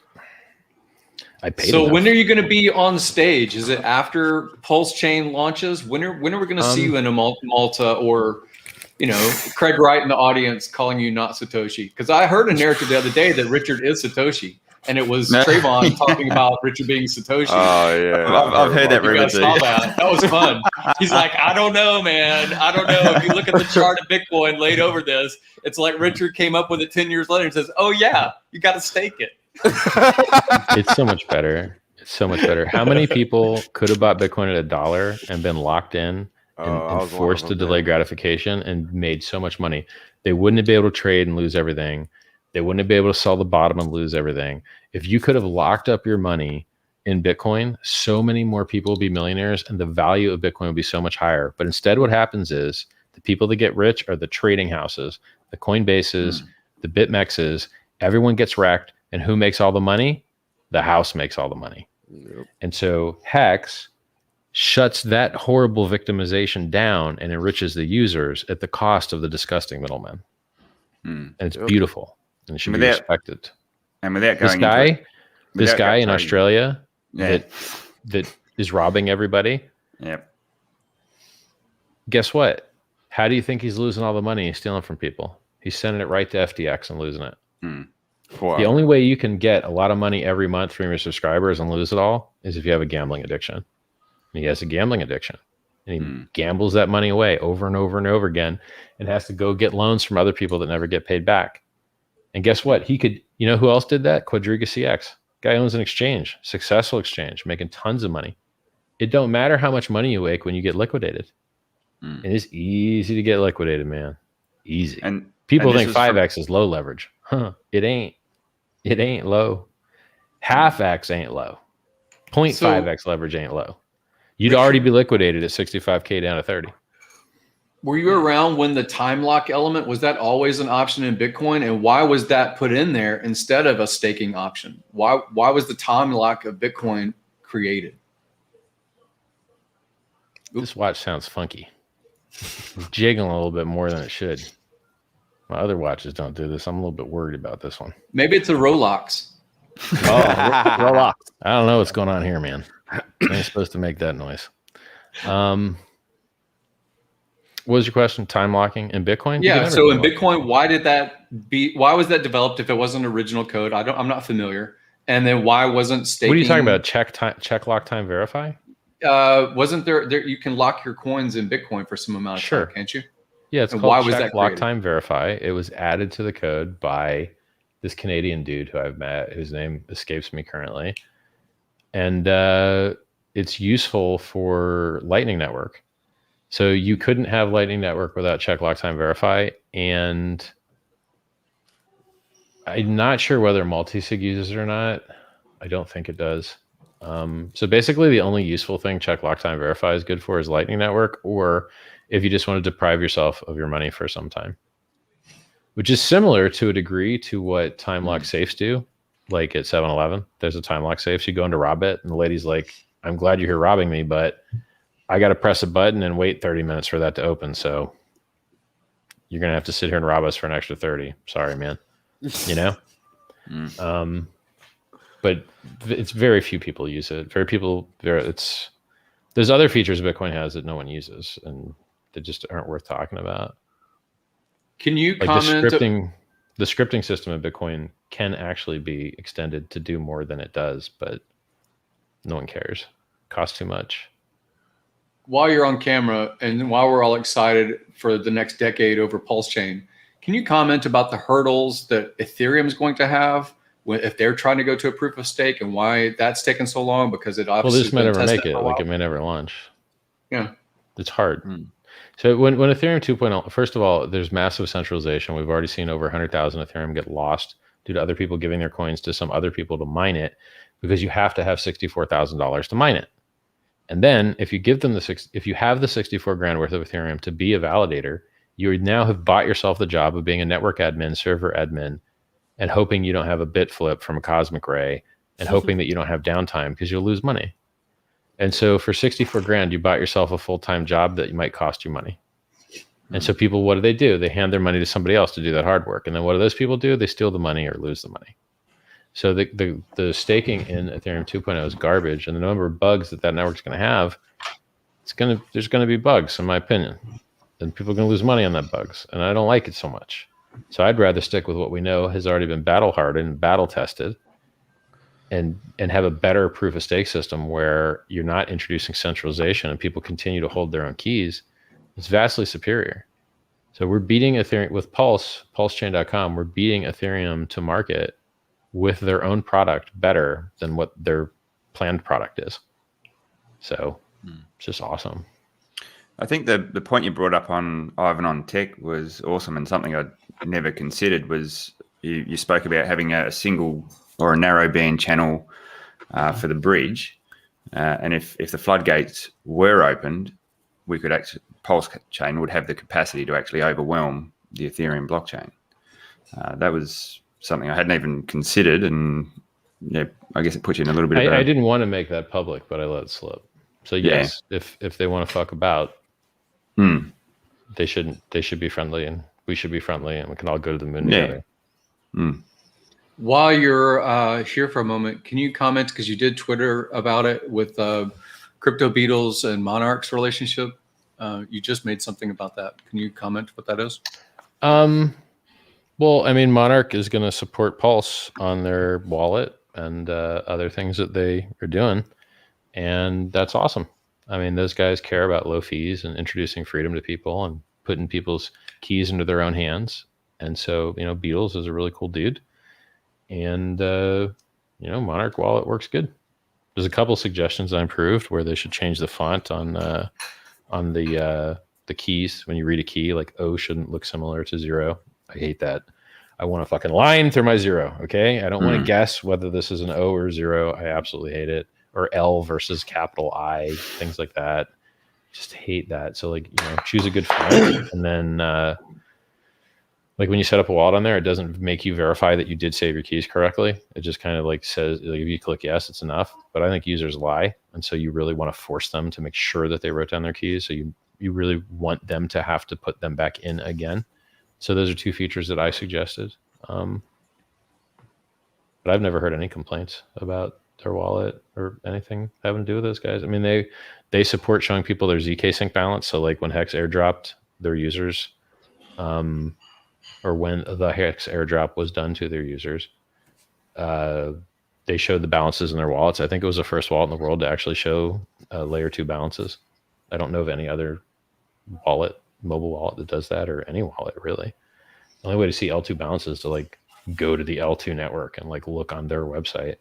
So that was really awesome. Yeah, I think that's it on that one.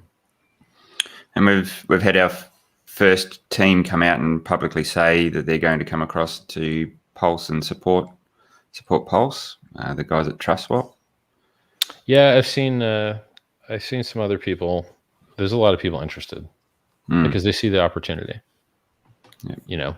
Being the first thing that blows up on a new network is really cool. So there's a lot of people interested. Yeah. By the way, I don't know if you guys noticed this, but if you go on Uniswap v3 and you look at the liquidity, it's weird because the asks are on the right side, or rather the bids are on the right side and the asks are on the left side. Yep. And it's a funny looking chart there. You should go check it out. There's quite a big chunk there, isn't there? Just saying. It's a cool chart. So because V3, you can put liquidity asymmetrically. You don't have to have it the same as V1 and V2. Not to say that you're giving any kind of advice for liquidity providers and things like that. What should we think about when it comes to play that game or just hold the coin? Oh, I mean, I like providing it if it's not going to be risk on. but I don't want to have risk. I want to hold my HEX. If you And hold Pulse. HEX without staking for a year and a half from January 5th, the price went up 386,000%. If you liquidity provided, you made maybe some Don't number make me far cry. less than that. Some number very far less than that, because you would have sold all the way up. You would have sold lower the whole way up. And then in order to make that impermanent loss back, it would have to go all the way back down there. And so you're getting impermanent loss, and you're still ending up ahead of the game because you have two things, and one of those things is going up. So you are, it's you're making money versus fiat, but you're losing money versus holding just the thing. So I think if you analyze people's actual returns from being liquidity providers, it is totally garbage compared to just holding HEX, because HEX has gone up so much, and liquidity providing. I mean, so basically, like, from the numbers I look at on Uniswap.info, the annual APR is something like 100% or something like that. And so, and that's like, it's higher on the ETH pair than the USDC pair for some reason. It's almost 2x higher usually, which is probably why guys won't pull the damn liquidity off that pair. Fine. I mean, it's 15% of liquidity, whatever. I'd be happy if it wasn't there. I think USDC is a cooler liquidity pair to like make us non-reflexive to Ethereum as much as possible, particularly because I think that Ethereum's price is going to continue to go down. I mean, it's making a waterfall pattern. Like, you can't even get a pennant or a bull flag. You're literally just having a waterfall. You're like, okay, well, it doesn't get worse than this. This is the worst pattern I know. The crappiest pattern that exists is that one right there. I can't think of anything worse. Richard, I've personally been talking about this since March. People are they just don't want to believe it. I don't know what it is, but they will learn the hard way. Elon Musk said he won't buy, but he won't sell. Okay. Or he might pump, but he won't dump. Right. He did say Yeah. All right. That's good for 3 or 4%. Cool. Thanks. Next. It's so dumb. Hey, maybe he'll buy Safe Come Moon Rocket Inu baby. And you're like, all right, dude. Yeah. You're a genius, dude. You just figured out Bitcoin uses electricity. Get out of here, man. Trolling, bro. You knew that, man. You knew Bitcoin used electricity. You bought it, you pumped it, and you dumped it. Be quiet, man. You're ethical a lot of places, but this is not one of them. So silly. How come DJ Khalid or whatever his name was in 2017 got slapped with you're artificially pumping the market? And he did not. Elon He didn't get slapped with that. He got slapped with not disclosing that he was paid for the post. And so a law was passed that influencers, when they're paid to shill something, have to say advertisement or sponsored. And if you don't do that, you violated some FTC law thing, basically. Whereas, like, I don't think Elon is being paid by anyone. And they don't have insider trading rules in cryptocurrency. So, I mean, look, he probably bought the top there too. I don't think he's a very good speculator in crypto, truthfully. All these guys that come along after it runs up 6 million X and they're like, now is the time. Now I will go all in. New all-time highs, I buy those.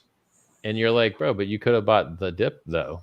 Like, you could have bought it 3K instead of 20. What's wrong with you? It's the same technology. Like, why didn't you just buy back then? And people that are so dumb that they haven't seen this opportunity for 10 years, I just cannot respect. This has been the same opportunity for a decade. You tried to make your own currency from scratch, Elon. So you know how it goes. That was your literal intention with X.com. So PayPal was Peter Thiel's company. X.com was Elon Musk's company. And X.com was supposed to be a currency to replace the dollar. So he already knows the game. Like, that was his original intention. And it didn't work out. And then, to then buy Bitcoin at 10 and 20K instead of back when he could have bought it at 100, 10, 1,000, 5,000. These guys buy the absolute top, and then they wonder, like, yeah, you're the richest guy in the world, and you bought outright like 1.5B in one go. you didn't even bother like scaling in. You just like bought it on, you literally, Michael Saylor's entry plan for how to buy crypto for like industry is to market buy on Coinbase. That's their like advanced tactical entry into the market, is to literally pleb FOMO buy, market buy on Coinbase. And they're happy when they see the price going up, because they don't realize that's a worse deal. Like, no, you could get a better deal by setting a limit order and waiting and not be dumb. Yes, you drove up the price. Congrats. And now you are at a loss on paper because you can't exit your position at a profit because you guys suck at trading, which is why you don't trade for a living. You're not traders. You don't know what you're doing. You don't know crap about crypto and you don't know crap about trading, which is why you're at a loss right now. I'm not at no fucking loss. I'm the God King. You guys should learn from me. Watch my streams, crazy. I mined this shit at 50 cents, homies. That's what's so up. if you had forget it. If you had been participating all along in the past 10 years of cryptocurrency and some genius didn't create HEX and it wasn't you, but you heard about PulseChain, what would your thoughts be only about PulseChain? I think PulseChain is going to be sick, man. The chat room is already 30% bigger than HEX's, and it's only been around for a month or two. 26.5 million for charity, and like $500 million of sacrifice for free speech. Like, that's a lot of money, man. And the code's already done. The code's done. So like, like, what more do you want? Oh yeah, it's the world's largest airdrop. Everyone is going to get free coins. It's so good. Everyone wants to save the environment. Yeah, we save the environment too. Oh, like fee burning. You like Pumpamentals? You like fee burning? Yeah, we burn 25% of fees. You like, beating Ethereum 2.0 to market with a superior product? Yep. Yeah, we got that too. Can't beat it, man. Like and everyone understands it instantly. You don't, with HEX, they never get it. They never understand it. You just have to hammer them over that. Like, they need to be really, really, really smart to understand HEX for some reason, or really dumb. Either way, if you're really dumb or really smart, you get HEX. But if you're in the middle, if you're like 125 IQ, you're screwed. You can't get it. You just can't understand it for some reason. Like, if you're just almost gifted, you can't get HEX. It's just crazy to me. You're you're a midwit, basically. So, a midwit. Yeah. So the value proposition for Pulse is just really, really, really good. Like, people get it, man. And I think that's why maybe you see $500 million in there. Actually, I was hanging out with somebody, and somebody said it was like 650. I haven't looked in a long time. Does anyone know? I think there was a glitch or something. Oh, okay. Well, I like the airdrop effectively is 95% of all Pulse that will exist. You talked about like a certain percentage, 2 or maybe 3% being liquidity potentially, or however that's going to be pulled or utilized. You talked about the reward for the people that are running the nodes and things like that. And it's deflationary. I do like the narrative of something that becomes more scarce over time through hoarding or through burn. It's amazing. So like right now, I think it's awesome, dude. It's so good. I mean, I love it. Hey, Richard, if you'll pay me Pulse, you can stream on my channel. I've got an audience of about 2,000, and as long as you prepay me in HEX or Pulse, or maybe lend me $1 million, I'll help you out. Do you need a $1.2 million loan? Yeah, $1.2 million just on a handshake. Well, a virtual handshake. Oh, no handshake. Can you do that? Not even a handshake, dude. A virtual handshake. Come on, man. I've been a hater for 2 years. DNA help me out. This is so funny. That whole thing. DMs is so are funny, enough. Not even a Zoom chat. A DM is enough. Yeah. The funniest thing was like, he tweets, "I'm going into the lion's den," and then he comes into the lion's den, gets savaged, obviously, leaves, and I'm like, wait a second, this guy tried to scam me for money, and he's a prick on the show, so I guess I'm gonna let this go. I ain't never shared a private conversation before, ever. Had to do it for this guy, and then it's like, oh, actually, he tried to scam me, but he successfully scammed everyone else. So they're out money. I'm just irritated. Everyone else is out actual money, and he scammed Bitcoin. He scammed BitBoy for $350K. He scammed so many people, dude. Just endless people he scammed. Even within his own paid group. His whole paid group is a scam. Come on. Yeah. But he borrowed money off his members. Everybody. He borrowed money off everybody.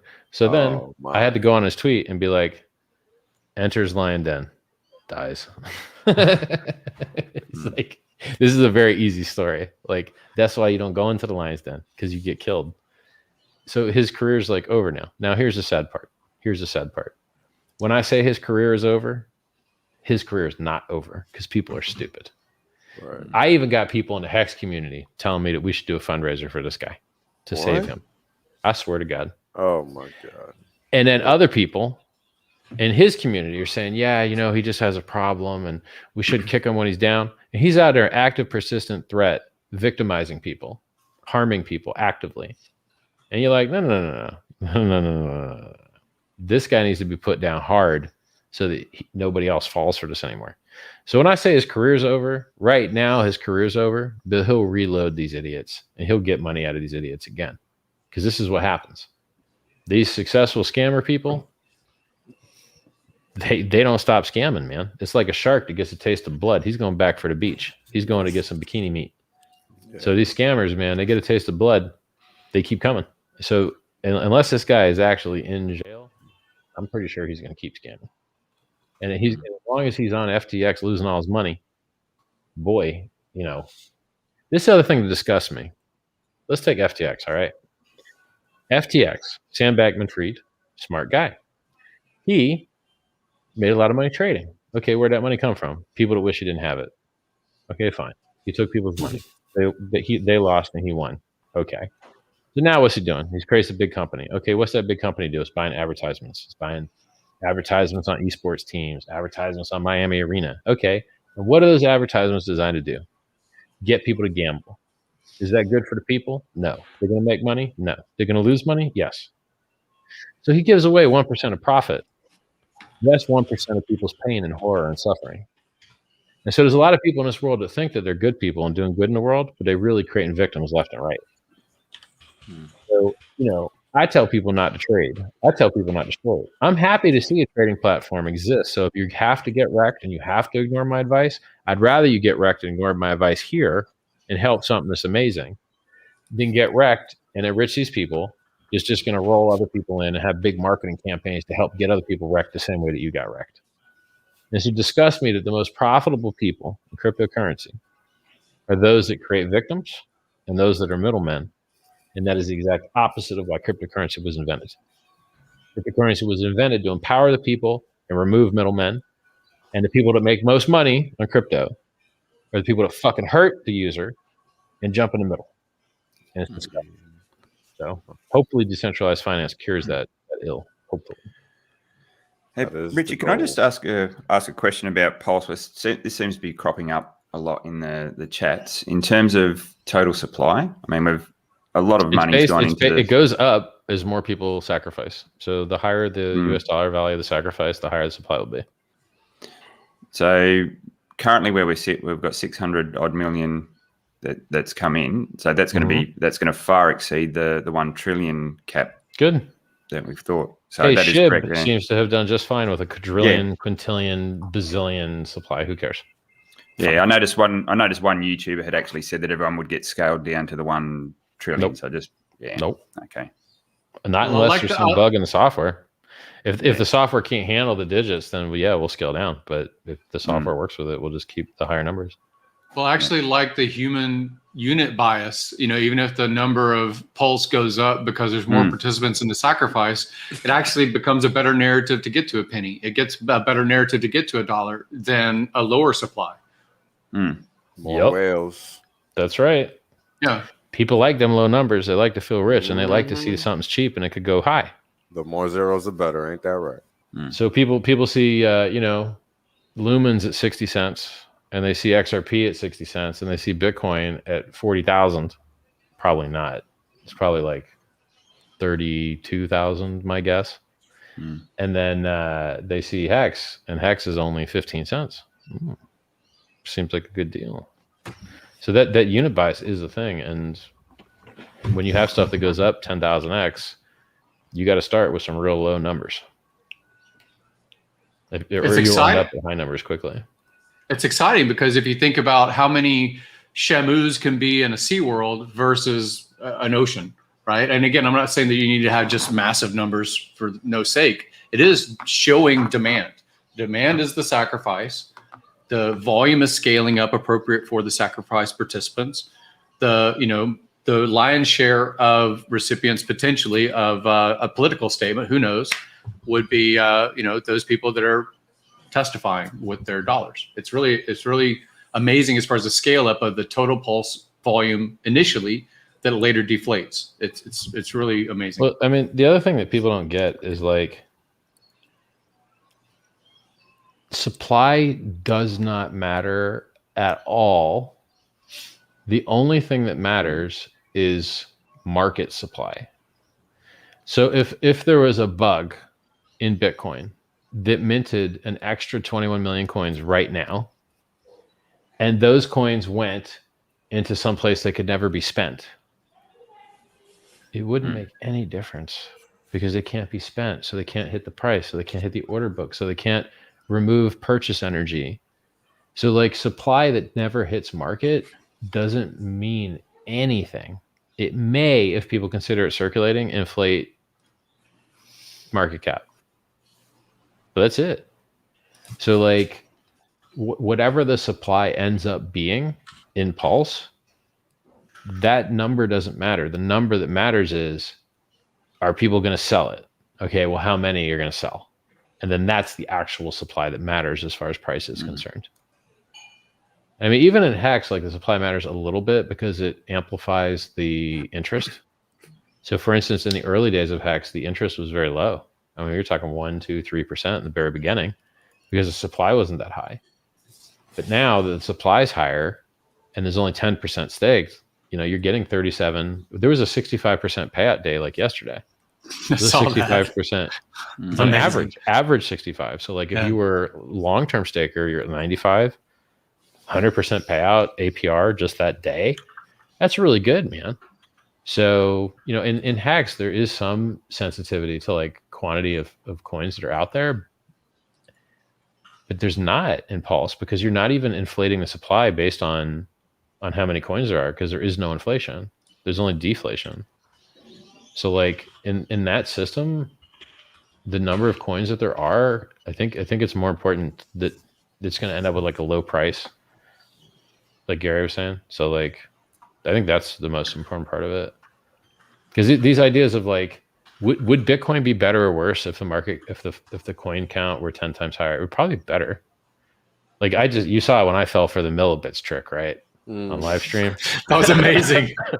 That's amazing. You're like Bitcoin pros, you're hooking it up. Ethereum guys, step up.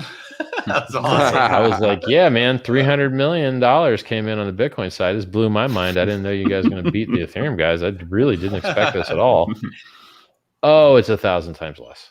Oh, you don't put the units next to the number. You hide them in the bottom left corner, and now the default is like millibits. And I'm old school, man. I never had a client that showed millibits ever. It would be an option you had to force. It wouldn't be a default back when I was, playing about. And so, yeah, some guy thought there was 300 million and then discovered there wasn't live on stream. You're like, damn. Super wrecked, bro. Super wrecked. They're pretty wrecked, man. That 300 million just disappeared in front of your eyes. It's crazy.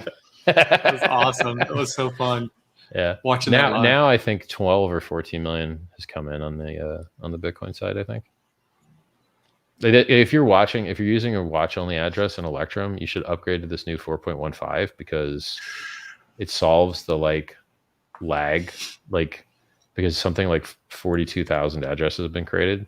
And so the old client used to lag, and on the new one, it just syncs up just fine. So they improved something, fixed something. Thank goodness. I was just jotting down a couple of questions I've seen in chat, and one of them, I guess, has to go along with that. So at the end of the SAC phase, how long do you think it would take to tally up all the chains in addition? I think it's going to be harder than we think.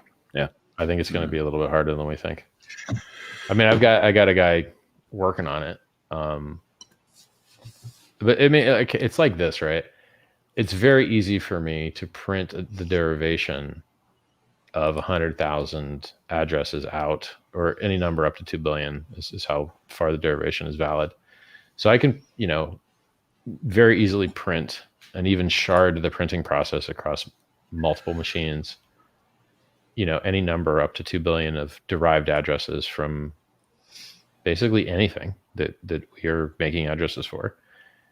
And then that list can be used in a query versus anyone that has the state of a blockchain in a database.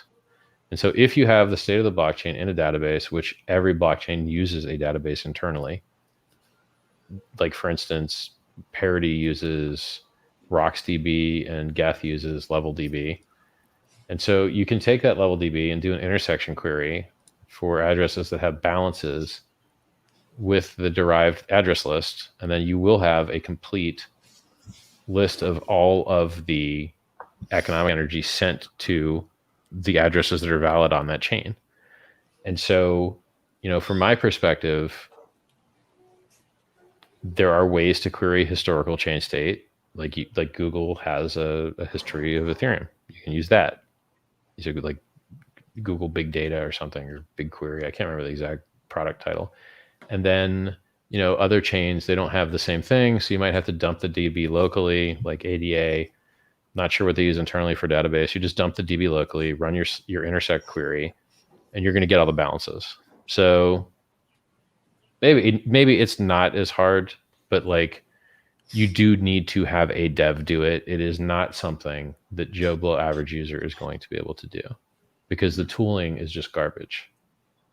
So unless you have a website where you can upload a list of 100,000 addresses and it will tell you how much they each got paid, then a developer is going to have to do that.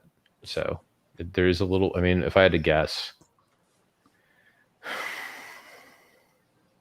3 weeks maybe. Could take 3 weeks. Oh. Yeah. It depends. They're working on it now. So maybe it only takes 2 weeks because they've already got a week to like work on it. We've got 11 extra days, so maybe it could happen in a week and a half, something like that. And I could bounty out some of these tasks and hand it to some of the devs that have free time and stuff, because this is not profitable or time sensitive, or like, this is like work any competent dev could pretty much do. Like, here's a list of addresses, here's a database, run an intersect query, dump it, please, thanks. So it's not something that takes my mission critical, guys. It's something I can have some other pretty cool dudes do. We've had other dudes help already with like injecting keys into Dogecoin and Litecoin wallets. We've already had some guys like help out of the kindness of their heart, which is cool because it frees up my elite dudes to do elite stuff, And basically like I need to hire 17 more devs. So wow. The number of things that I want to do is just insane. Like I want to do stablecoin exchange. I'm already working on, like, the paperwork's already filed, so they either say yes or not. And that should be like, they say 30 to 90, but average is 60. So maybe in 60 we have an answer on it. And that's without infrastructure. That's like, okay, you've got a bank account and some accountants and an email address. And if you want to put $1 million in, then you get OTC action. But if it starts to scale harder than that and you got a lot of users, which it likely will, they're going to have to assign devs or license a platform. And I hate the idea of licensing a platform because you have to rely on those guys and you're worried about tax surface. And I don't know. I use Windows and that works okay. So I guess some licensed platforms are okay, but what else? So I want, Uniswap fork. I want stablecoin. I want exchange. And then we've got the whole stack. So we've got the value storage. We've got the network. We got the fiat in and out, and this is like EU. It's not US. That's going to be some extra battle. Haven't even begun fighting that crap. And then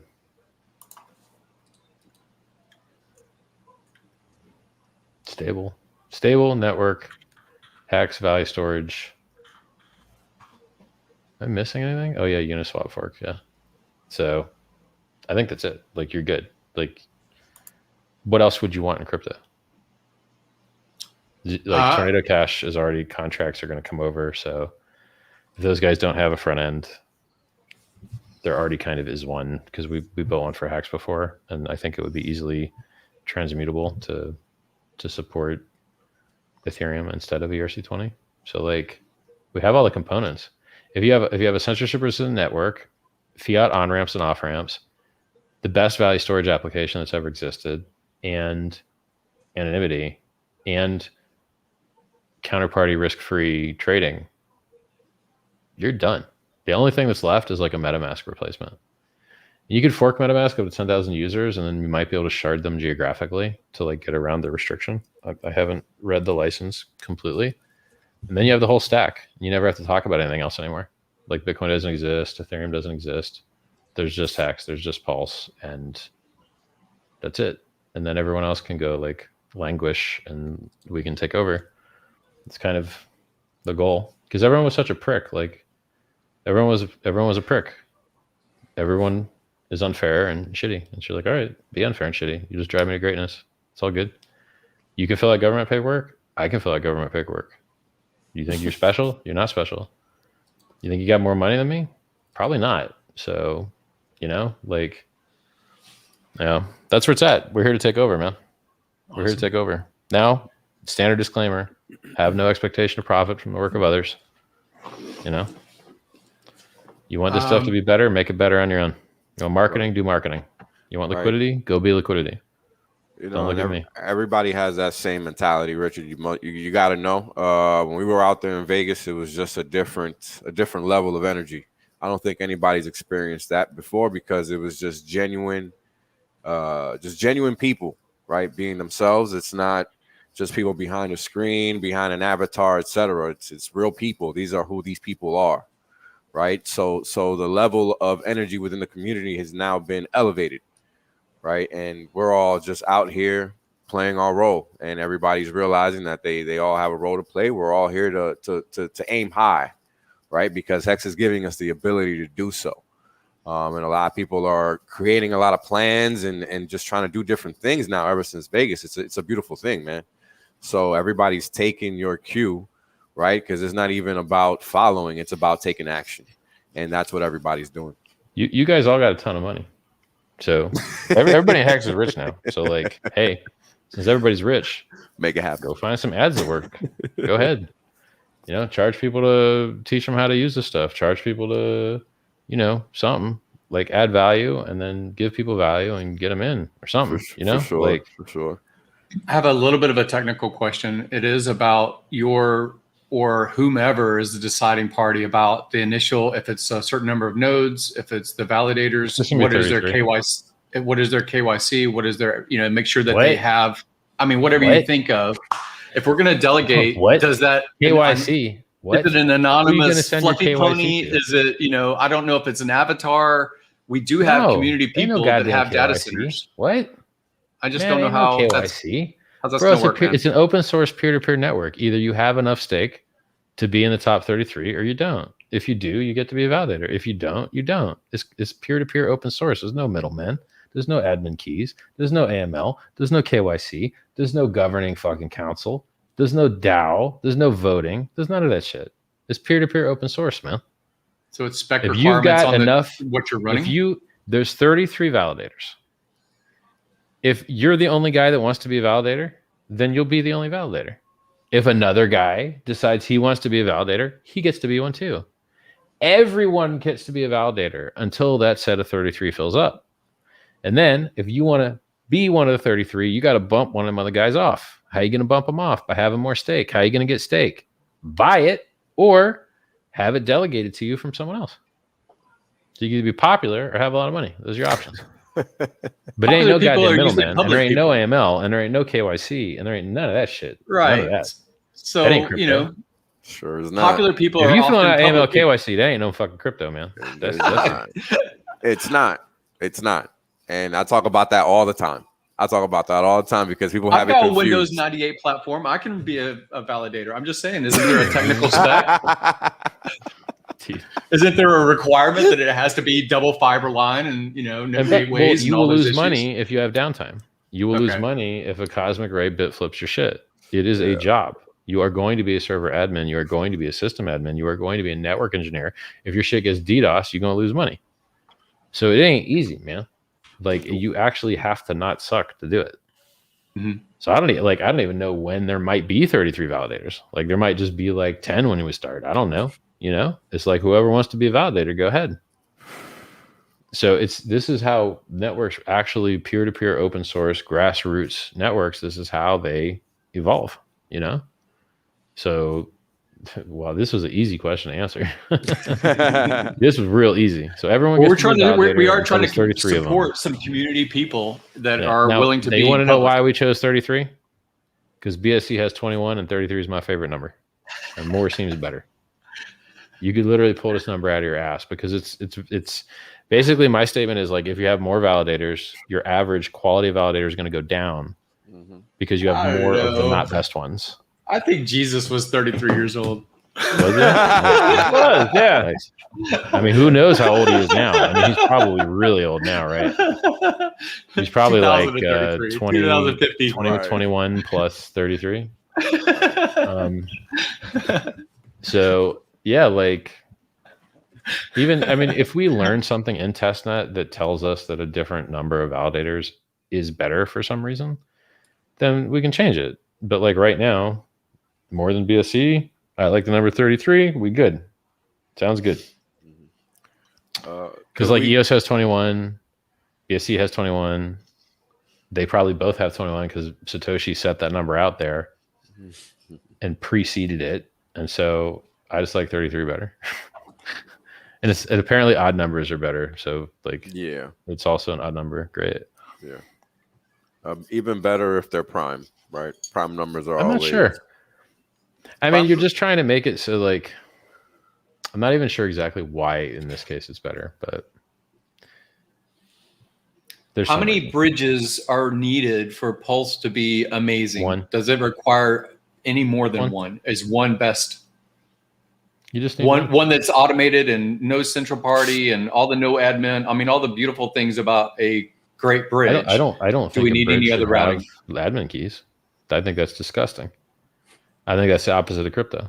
Hex don't got no admin keys. Uniswap kind of doesn't have admin keys. They work good. Don't need no admin keys, man. If the shit fails, it fails. If it gets robbed, it gets robbed. Do you think the admin was going to save you, or do you think the admin was more likely to be doing the stealing? So this concept of admin keys, I find totally disgusting. It kind of sounds like proof of work from somebody else. It kind of sounds like you got a guy managing your money a little bit. So I'm not a real big fan of admin keys. I don't like it. Hey, I sure hope that guy just doesn't steal all the money because he can for fun. What? Not your keys, not your crypto. Oh, there's an admin key? It's not your crypto. So I don't believe in admin keys. So I will do everything in my power to make sure that there's no admin key in the bridge. And I don't see any reason why you would need one at all. There's bridges, they work. There's no admin key. Okay, there's no admin key. It works. We're good. Why would you need one? I don't get it. It doesn't make any sense to me. Now look, if it was like, if you didn't trust your own code and, you ran it for a while and then it was good, and then you had the ability to remove the admin key, okay, fine. I kind of understand that, fine. But you need to kill that admin key. It's huge, giant risk. It's like Mt. Gox. You give your money to Mt. Gox, it's all good, it's all fun and games until it's not. You give your money to something on an admin key, it's all good, it's all fun and games until it's not. Shouldn't take that risk. Shouldn't pick up pennies in front of freight trains. Oh, you saved a little bit on fees by giving someone else all your money? Nope. That ain't good. I'm so excited to buy a $69 million NFT on the fork for basically a penny. I think that's going to be the most exciting buy of the world. I want a $69 million NFT. And you can make it your profile photo, Absolutely. Popular. So that people have proof and they can look on the blockchain that I own that motherfucker. Yo, man, that is gonna be funny. You're gonna have a beeple. Gary's gonna have a beeple, bro. Yeah. It's gonna be real interesting. I mean, this has never been done before. This is truly groundbreaking, never been done before. I can't wait to find out what the stablecoins end up being worth. I don't think it'll be $1, but I don't think it's going to be 0. So who knows? Let's go see if the stablecoin guys use their admin key to rob the users of the value and see whether the users sue them or not. It's going to be hilarious, man. I don't know. Going to be interesting to watch. That's for sure. It's never happened before. It's going to be crazy. It's going to be crazy, man. I can't predict it. Like, what's going to happen with like, okay, what's going to happen with like ERC20, ERC20 pairs? Like, I don't know. What two random ERC20s trade versus each other? Like Uniswap something. I don't know, like Uniswap Chainlink or something. I don't know. Neither one of those is getting inflated. So like, what is their value? I have no idea. I can't wait to find out. It's going to be crazy, man. I can't wait. Yeah, so like minimum viable network, Uniswap front end, in case the original Uniswap guys want to be slow. Working consensus network, bridge. That's actual minimum viable. Right. You're good. You got trading, you got path to fiat through ETH bridge, and you got censorship resistance, immutability. You're good. You're off to the races. These other things are optional. Tornado Cash, optional. Uniswap fork, optional. Fiat on-ramps, optional. You can just bridge to ETH. So like minimum viable is actually real easy, you know? Well, okay, maybe real easy is a little too strong a term, but like the number of things that needs to be done is very low considering the fact that the consensus network is done. Like, you know? Right. Forking Ethereum is way harder than forking Uniswap. People fork Uniswap like in a weekend, you know? Forking Ethereum is actually well, I think we've seen that already with all the fruit and pickles and whatever. You got it. Food coin forks. Yeah. Ugh. And then it would be cool, like if there's a uni fork, like it would be so cool to get the game theory down behind doing the liquidity swapping so that people like put liquidity in both the PRC ERC20 pair for the same coin, and then that value discovery could happen. Oh, that would be so cool. Are you like uni? Well, we got uni, but cheaper fees and faster. Why don't you have a little of both? Oh, by the way, you get it for free too. So you already got this, and then you got this for free. Why don't you put them in a liquidity pool with each other? You can make more money. It's going to be cool, man. Imagine you incentivize everybody to put in a PRC20 and an ERC20 in this new pair. That'd be awesome. And I'm like, that's my vision, right? Because you want to reduce load on the Ethereum network. So let's take all that trading over here. Let's bloat up this chain. Come kill PulseChain. Leave ETH. Be free and affordable. Bring the adoption here. Love it. I love it. Yeah. It's going to be cool, man. I mean, it's the biggest airdrop in history. There's going to be hundreds of thousands, if not millions of people with free functional coins on another network with identical code. And a better network, in my opinion. Faster, higher throughput, less harm for the environment, nearly no harm for the environment, better price performance, I think, because of the fee burning, more decentralized from the perspective of ETH 2.0 versus ETH 1.0. Actually, you know what, man? Do nodes that do non-mining nodes actually matter? Not really. And so if you see who's actually mining all the blocks, it's a couple pools. And so if you've got 33 real validators, I would be willing to say that that is actually more decentralized than the number of mining pools that mine all the blocks in Ethereum. There ain't 33 of them for sure. There's probably 6 or 7 mining pools max, and probably 3 or 4 of them is actually 80% of the blocks. So in reality, every blockchain is centralized from the perspective of mining because you have to pool together resources to beat the variance. And so I think blockchains by and large are actually way more centralized than people think they are. Now, the good news is that like if you try and screw with the miners, they can re-decentralize pretty easily, but it's by pointing to different pools. And so it's like it's a different kind of centralization. But I mean, I would be, EOS has never had a problem with 21. BSC hasn't had a problem with 21. When's the last time you've seen a consensus network fail from proof of stake problems? I've seen proof of work problems all the time. I haven't really seen any cryptocurrency fail from proof of stake problem, except maybe that like contentious stuff that was going on with Justin Sun and that forum. What was that forum that had a currency? The Hive thing and Steam It or whatever? Yeah, that stuff. There was some drama there. Like, I don't know what the deal was with that. But other than that, like that drama, the only things that are having problems in consensus networks are proof of work ones. The proof of stake ones are working fine. So that's it. I hope everybody's dreams come true. Thank you for giving me the opportunity to talk to a piece of shit rec pleb little dictator. I hope that he comes around. I hope that in a few years he checks his portfolio and goes, wow, boy, that fat Richard, he sure knew what he was talking about. Because I could have just shut my little pleb mouth and bought any of the stuff that he liked. And boy, would have done so much better, you know? He won't have to check his portfolio because I have his email and I will let him know long before then. Yeah. You'd be like, hey, man, we double. Just let him know every 2x. Just be like, yeah. So we finished our 11th 2x, which took us to 2048x. Or no, hold on a second. I'm gonna have to do this now. Calc. Count them up. We need a public site like that. Like on this day, this hater did an interview, and the price was this, and the 2x happened 42 days later, or 12 days later, 6 months later. It'd be awesome.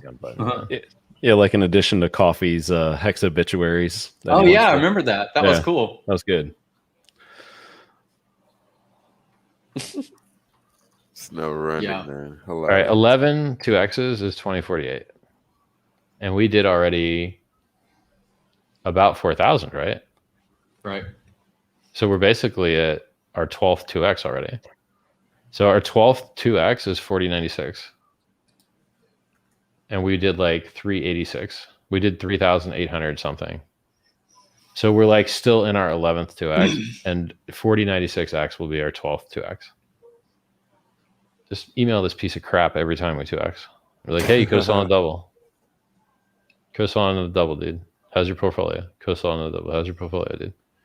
Dumbass. All right, guys. I'm going to go work. Hey, thanks so much for coming on, man. Appreciate it. This is awesome. This is, 2020 was a horror in the world, and 2021, 22 is only good because of Hex and Pulse. It's amazing. I'm making excited. Up for all that tragedy. I'm excited. Thank you. All right, guys. Talk to you later. Later. Thank you. That was fun, man. Well, that turned into something. That was so fun.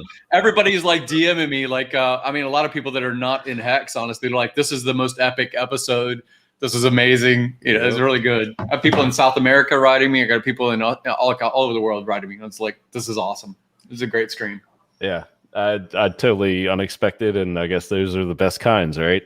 You don't know where you have an idea, and that was not it. And it ended up just in such a fun place anyway. So, I hope you don't have regret of inviting Funding Jim, because I kind of went off on the first half hour or whatever. So sorry. No, I mean, that's part of the industry, right? You get pitched and yelled at and, tried to be sold and all that stuff. So, I mean, it is what it is, man. So it's like, we obviously disagree with him, vehemently on Hex, but, he's got his thing and he's done well for years at it. So that's the stock side. Now, crypto, I think he can open his eyes a little more, but I will be sure to keep tabs on Pulse and Hex and send him a little message or two every now and then.